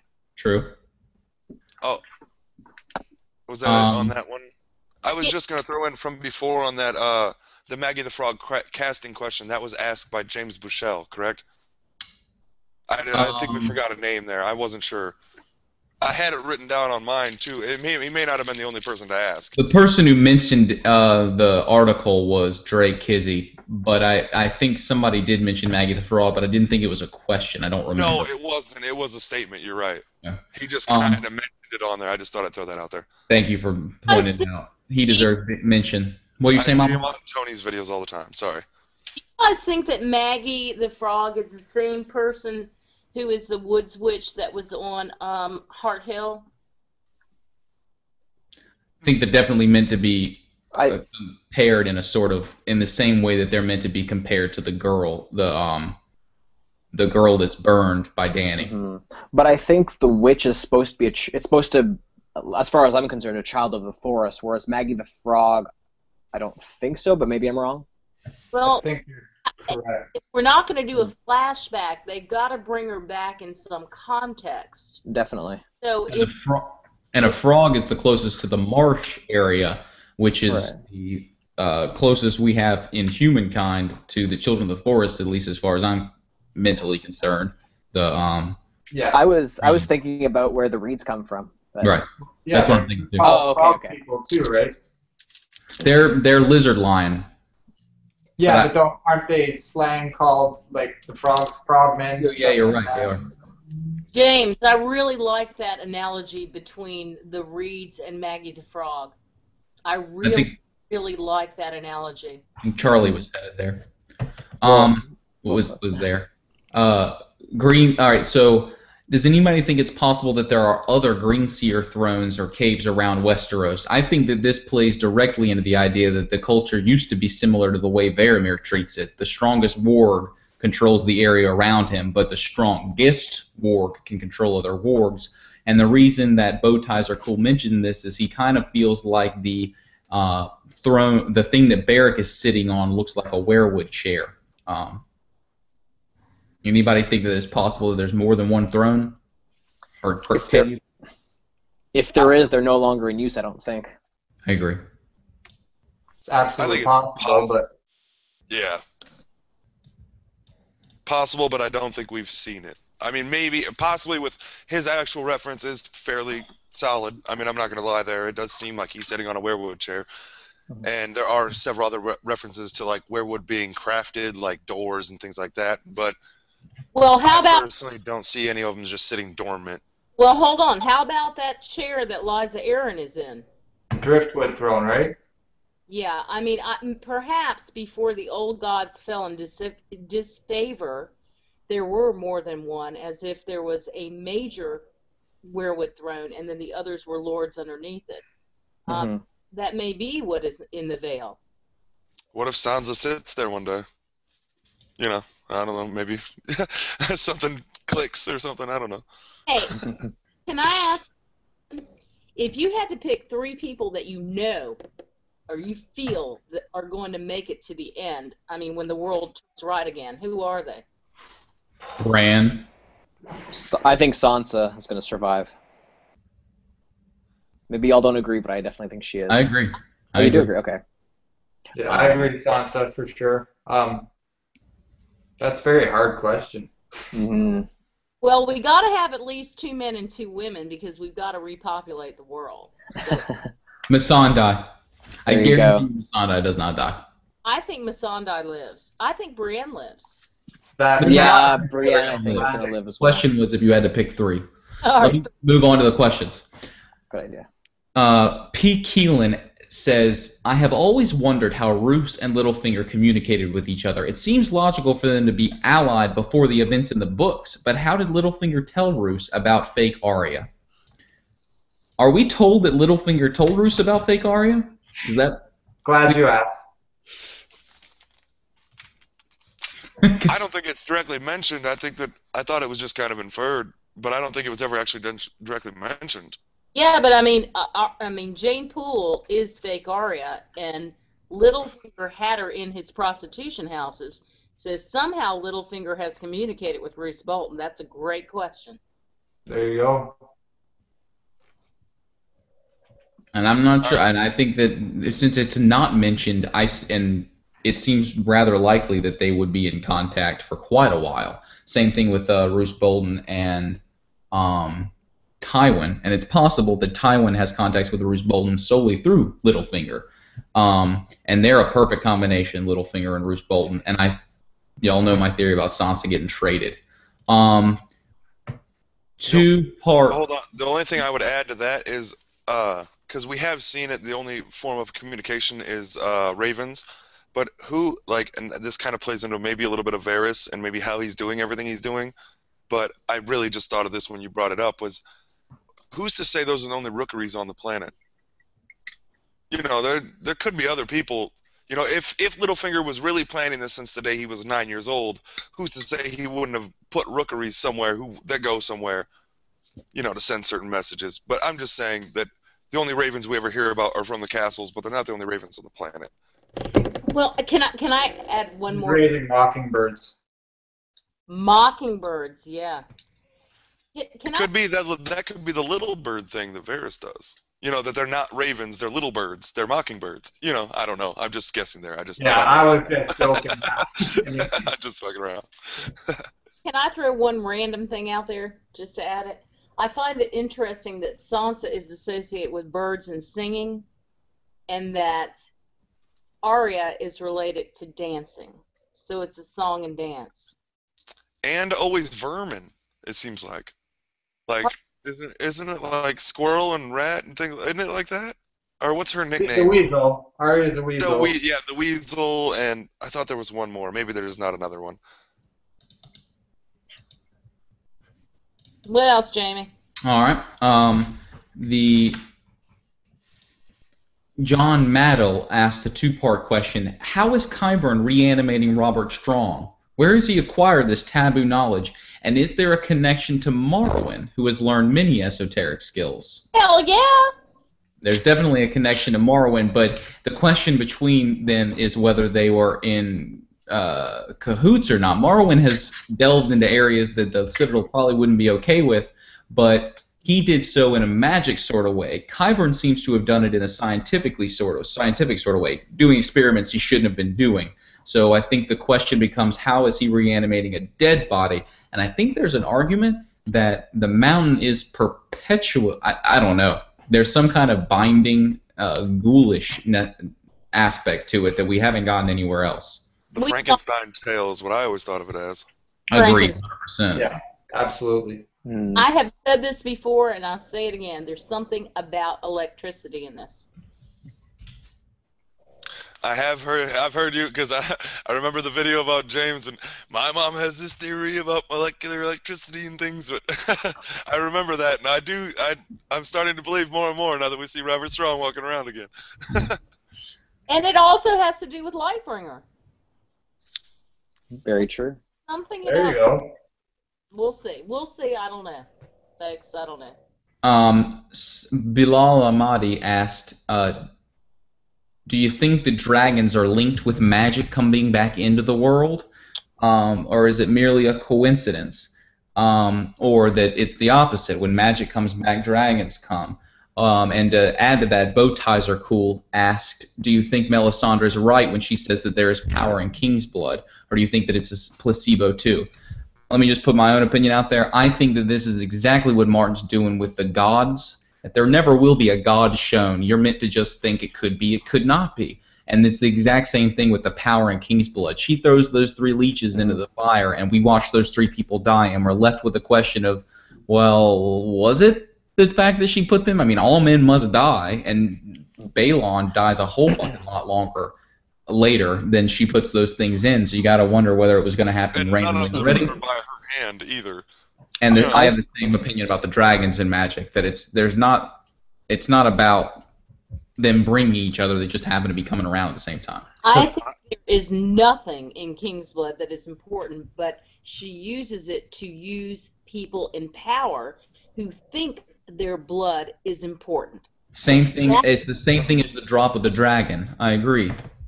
I think it's clear that Melisandre has, the abilities to foresee things to come, and I think she knew that these 3 kings were going to die and used these leeches as a way to show her, as a way to falsely show her power, because obviously it was a deception. Smoke and mirrors. That one's my exact point, Charlie. Yeah, I Okay. agree. Yeah. And she can't get ahead with peasants, killing peasants. She has to manipulate the people in power, and what better way than to say that your blood is the best? Bilal and I were actually talking about these 2 points yesterday, and I think in terms of the if I can just switch a little bit, in terms of the dragons and magic, I think those 2 are intrinsically linked. I don't necessarily think that one begets the other. I think they're both kind of meant to happen at the same time. I don't know. I kind of took it as the others coming south was what woke the dragons. They were needed to stop the cold, or, because they started marching south, which I'm not sure, and maybe this is expanded upon in The Princess and the Queen and things like that, but I don't remember the last time there was a winter like this coming on. Well, do you think that the magic ritual she did has nothing to do with the fact that she was able to bring the dragons back, or do you think it was because of the White Walkers that allowed her to do that ritual? That's makes what sense. I really don't know. I thought about that even when I was saying it. I really don't know, because that seems very unlikely that, perfect second, I happen to burn myself alive when the dragons hatched. So Well, that seems ridiculous. I have, But in real life, there are some crazy shit that happens, and if somebody seems to say something that predicts it, even if it's vague as shit, there will be somebody who thinks it was predicted. And that, I think, is what Martin's playing on, and I don't think he'll ever give us an answer, because we won't ever have an answer. If I drop a glass from 3 feet and it doesn't break, and my sister just recently died, I might presume that the glass broke because my sister saved it to let me know she's still okay. But I think he gave us a pretty clear indication in the last episode, though. in what way? In terms of what begets another thing, in terms of, if we're talking about Melisandre's own deception, she kind of proves that she doesn't quite know everything. She knows things that come, but she's not quite in control as we think she is. Or are we talking about magic specifically with the dragons right now? No, magic in every sense. And I disagree with what you said, because really what she says is not, I fake it all. It's that some people can't see the truth, so I have to fake it for them. But I mean, I think she's bullshitting. But allow me to reword. I was referring to the leeches burning specifically. Oh, okay. She sorry. knows it's going to happen, but she does this ritual pretending she's the one in control of that. Oh, that's really. I like that she saw them dying in the fire and therefore knew that if I put them in there, they're gonna die someday, and it'll look like I'm. That's really funny. yeah. That's what Maester Payne thought of as well. Yeah, I think Charlie and I were both On that train of thought. There's 2 more. Number 1. Valyrian swords, and this is the Perogio who asked this. Where do you think some of the lost Valyrian swords may be? He mentions Blackfire, Dark Sister, and the long-lost Lannister Valyrian sword, Bright Roar. I think that there was also 2 more, Vigilance for House Hightower and Orphan Maker for House Roxton. I sincerely think that every single one of these Valyrian swords, with the exception of possibly 1 or 2, that in the storyline we find out they were destroyed intentionally or something like that. If these swords still exist, they will come up in this storyline. And I don't know who to what, or what to who. But I'm pretty sure Bright Roar... I mean, can it end up in Tyrion's hands? It's going to be a big-ass sword. Do they have They can melt it down. characteristics? Like, in their explanations of these ones that are from kind of back in the day, do they have specific explanations of exactly what so that you may be able to find it somewhere else and realize what it is? Oh, yeah, they are different in a lot of ways, yeah. Okay, yeah.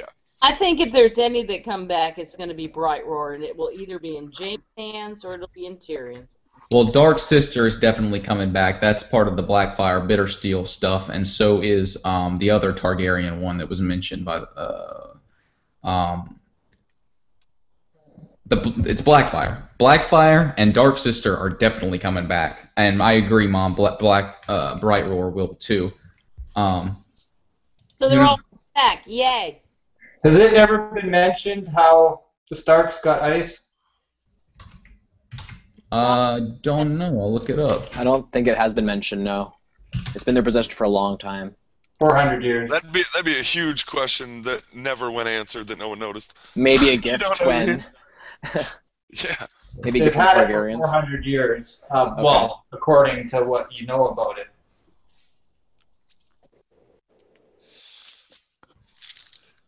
Yeah, about 400 years before Robert's reign, the Valyrian Shield you're reading was the same dispelled. thing Oh yeah, we are. Oh no, maybe it was a gift from the Targaryens to the Starks for swearing allegiance. Just a theory. Bending the They had knee. it before Bending that. the knee, yeah. They had Well, it. no, they said it was forged in Valyria 400 years ago, but we don't know when it was acquired specifically. No. Yeah. Oh. Interesting. But it says that it was the name Ice is a legacy from the Age of Heroes. Oh well, that doesn't Right. predates the current sword. Yeah. Exactly. Last one. Okay. Last one, Mom. Martin says that the series will have a bittersweet ending. Who do you think will have the saddest ending in the series? I don't want to say it, but I feel Daenerys has a really sad ending. Oh, I knew that was coming. I'm so sorry, bud. I'm so sorry. It's okay. As long as Davos lives on. We still have one favorite character. Davos, Brienne, or Arya Martell. Your favorite character is an atheist. Well done. Well done. Hey. I'm open-minded. That it'll be. That's coming from the son of a mother who went to Catholic school for 12 years and was raised by nuns. I am of taught the. him well. You taught him well. I am of the opinion. I taught him to be open-minded since I had it jammed down my throat for so long. And that's how we should all teach our children. Maester Payne, you are an incredibly intelligent man that you don't give yourself enough credit for. Education is not necessary to be an intelligent, wise man. Agreed. That's the son of two profs. That is all. So I'm of the opinion that the answer to that question is the Night's King. That is the ultimate crux. The whole point of this story is to create an ultimate evil that we empathize with, and that's why we've seen everything that's happened to Tyrion. It's why we've seen everything that happens to Jon. The crippled bastard and broken thing is the Night's King, in my opinion, and he's hell-bent on destroying the world, which we know is not justified, but the way he got there we are going to understand at the end, and it'll take 2 paragraphs. Gotcha. I like Red it. Wedding, Tyrion, I mean, you name it. If it went bad, it happened to him. I'm going to add this. And let me back off one more point. And the second saddest will be the Hound, because he'll finally get the love of his life, and he'll finally be the truest knight in the world, and he'll die doing it, and we'll all be like, but why couldn't he live?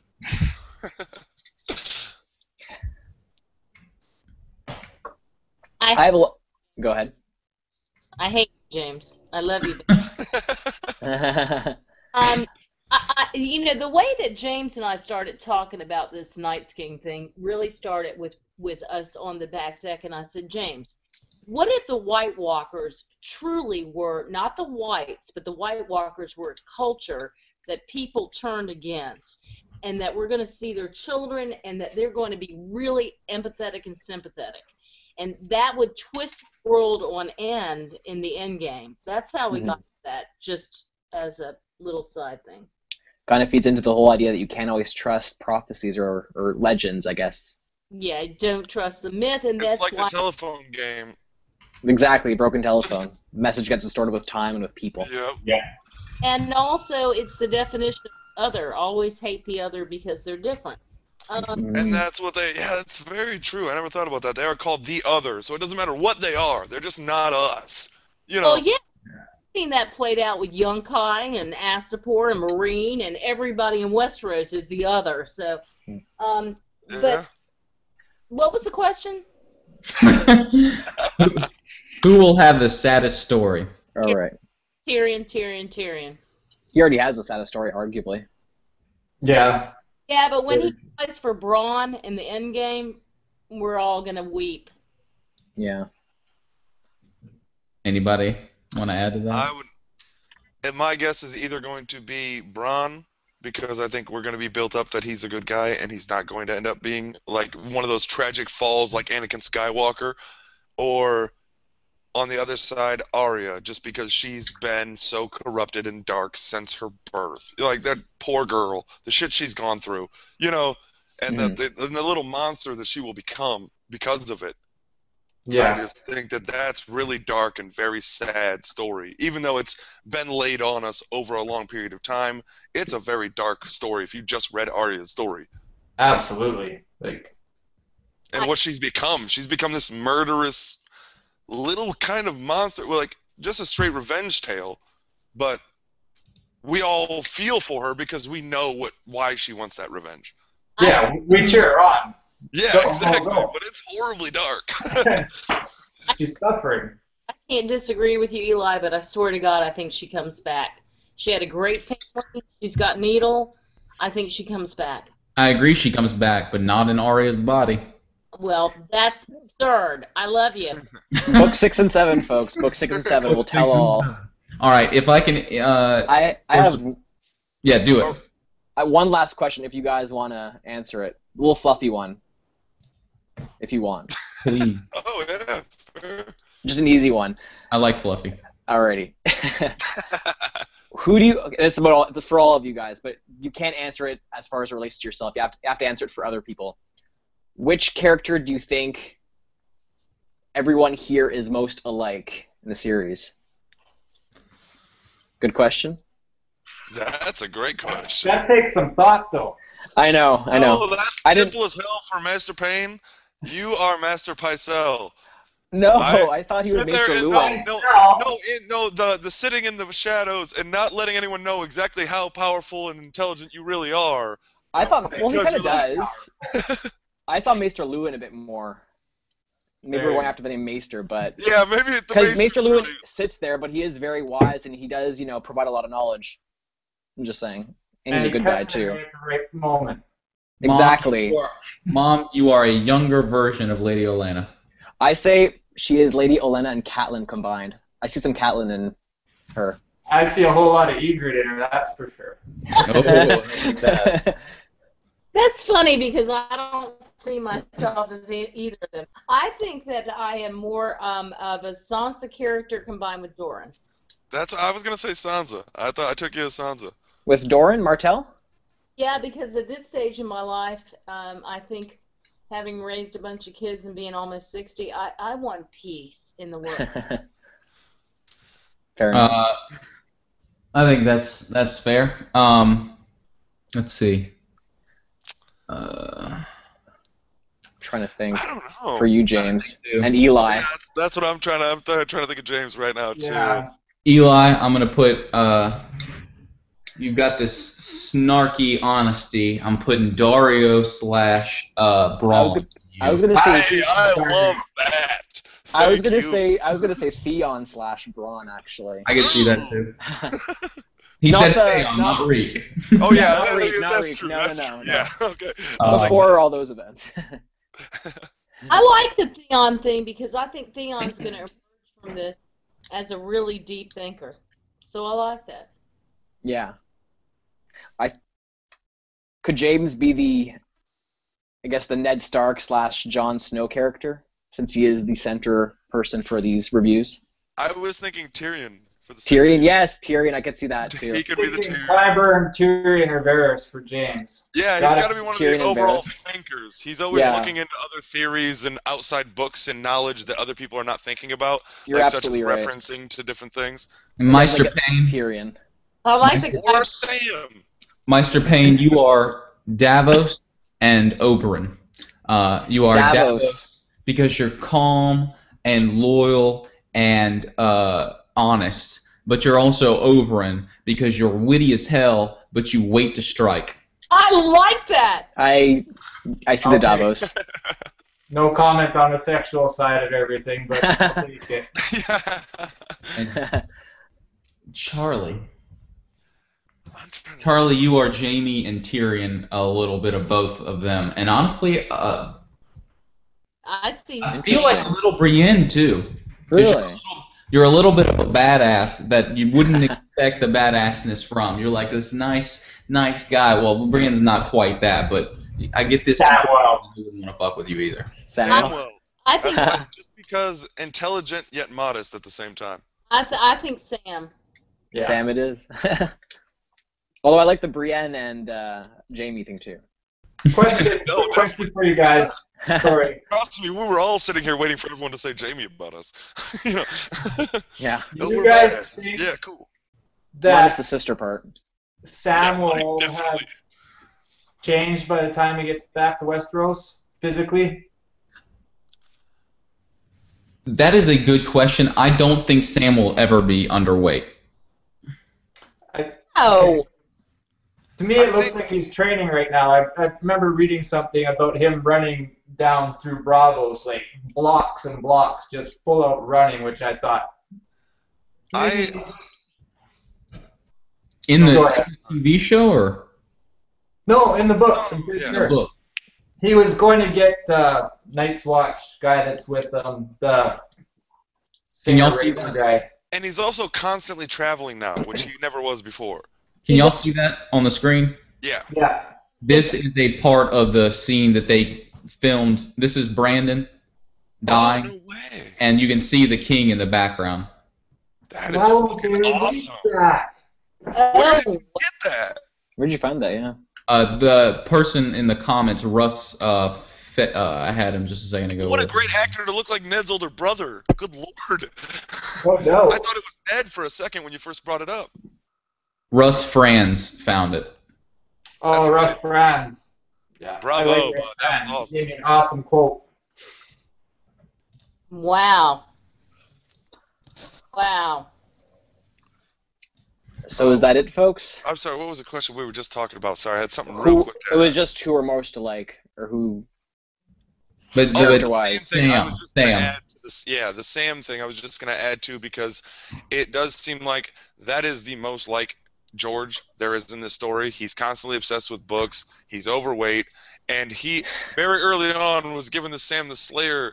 I find it hard to believe that Sam's not going to turn out to be a badass hero in the end.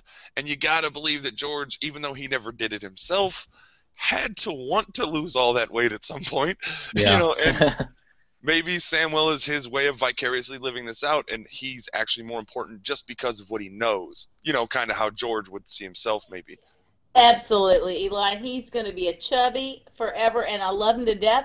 Had a cousin who was chubby his whole life. We had the best time with him. He was a great family. Spread it around. Smart as hell. Great talker. Loved him. Why does everybody have to be skinny? And besides, Hot Pie is going to be feeding everybody at Winterfell soon. I don't know if y'all have ever seen it, but there's a wonderful movie called A Quest for Fire. Love You haven't that seen- movie. what? I Love that movie, I think.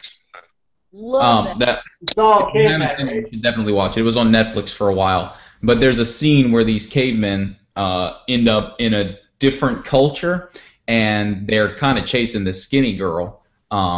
And when they get there, they're rewarded by being given two large women to bone, and that's the culture has put these two women in a hut and just fed them, and The that's easiest- The easiest one is Land of the Lost that came out recently with Will Ferrell and stuff. How they show up at the end and all the women are absolutely beautiful, but instead of being hairy monsters, you know, and then those are the ugly women, you know, just showing the perception on what is actually kind of like the pallor thing back in the 1600s. You know, pale skin meant that you weren't outside working. You know, Right. and that was looked at as hot. Where Allow, now it's completely Which Oberyn mentions.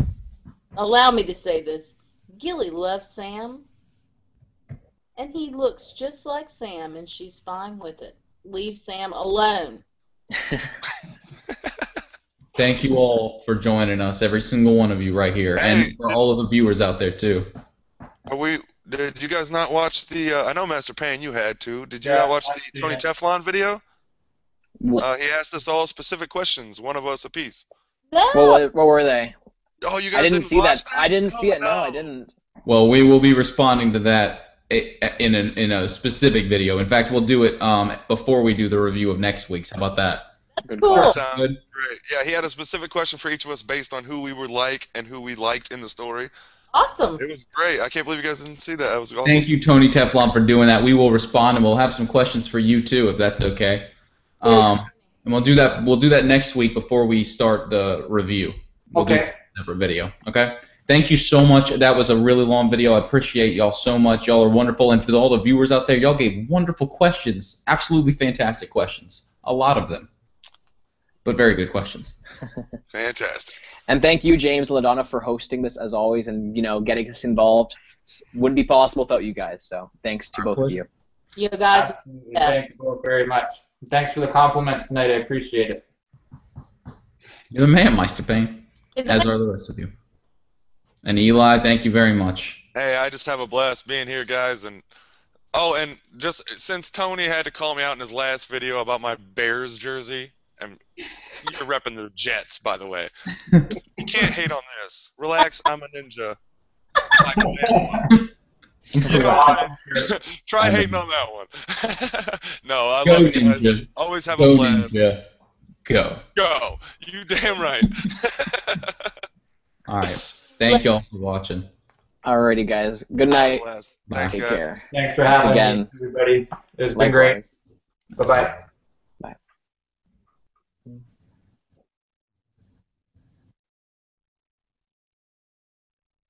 You look You and me. tired.